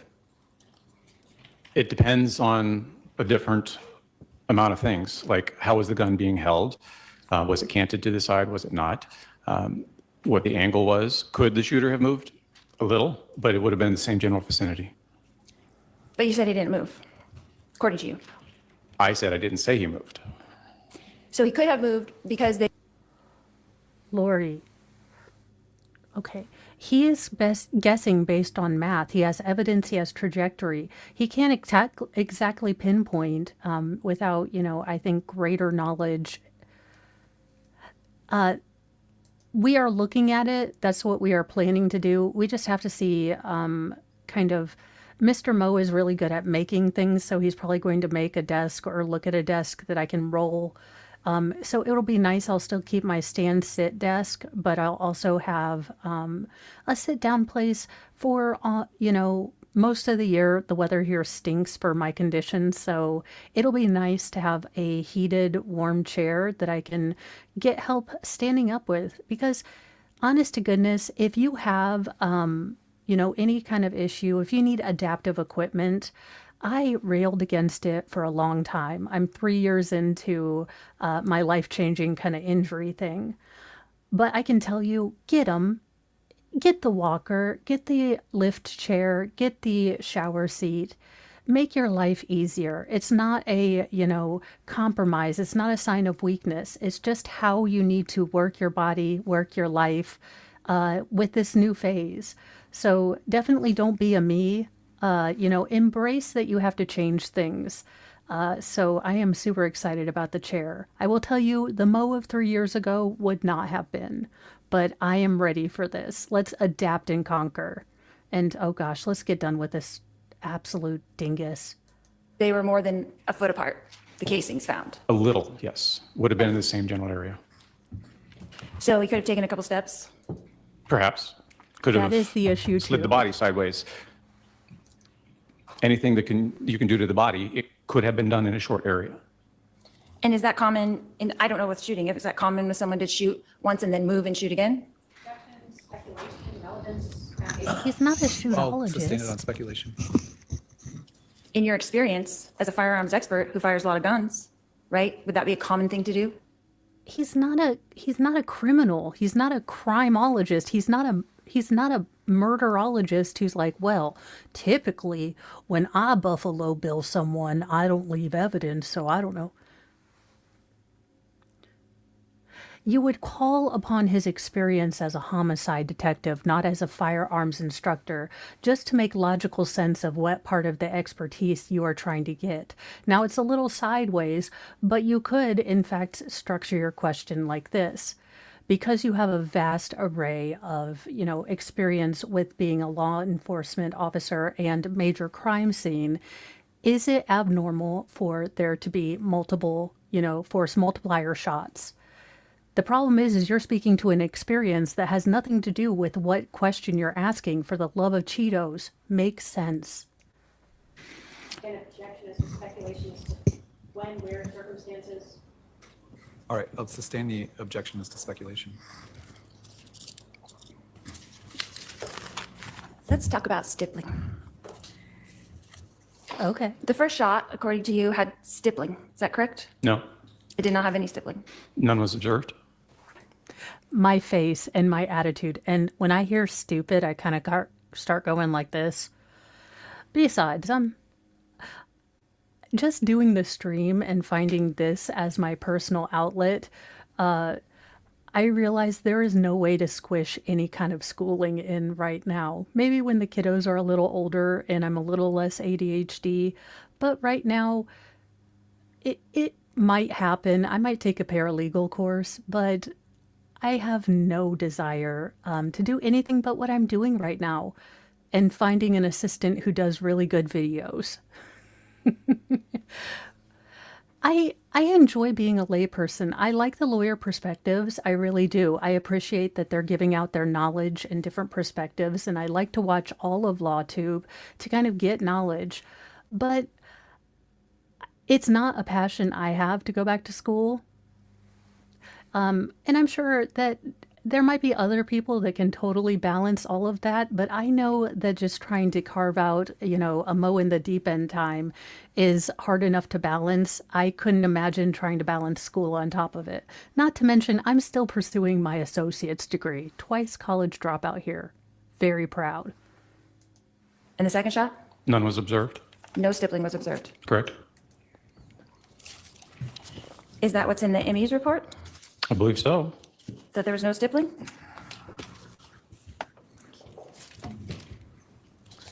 Is Lori going to have a Matlock moment? Can I have a minute, Your Honor? She's taking a minute. In the heat of the night. What would Tex say? What was the big old... Okay. Also tangent time. Does anyone remember In the Heat of the Night? And who was the big honkin' police officer? Really cute. Be Still My Preteen Heart. He was also on Grace Under Fire as her boyfriend for a little bit. I don't know, but he was... Can we have Hollywood have men again? I mean, I feel sorry for my daughter's generation. They've got Timothy Chalamet or whatever the hell his name is, and Pedro Pascal. There's no, Van Damme or Stallone or Schwarzenegger, which, ugh, or even Jesse Ventura, which, ugh. But you don't have any of those manly men or MacGyver. I feel sorry for them because it's sad. It really is. Come on, Lori, you can do it.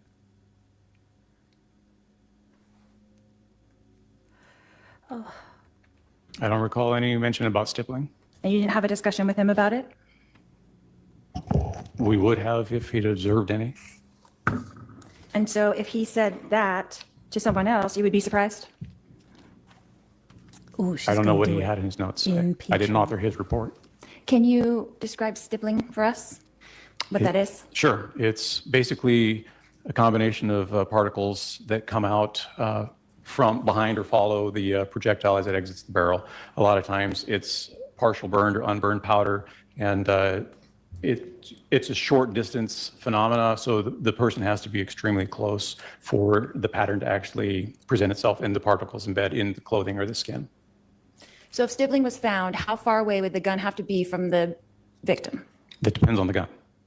on this 45 semi-automatic? I am not an expert on the stippling patterns. That is something that we would have to send to the lab for. And what they would do is they would test it with witness panels at different distances to give that information. Is there an estimate? Lori, bottom line, they didn't see it, so Alex was far away. Again, Alex had enough, and I don't believe that Arizona, I'll have to look this up after the stream, but I don't believe Arizona is a duty to retreat state. I could be very wrong. I'll have to look it up. But in a duty to retreat state, you have the duty to try to run away and be safe and not engage.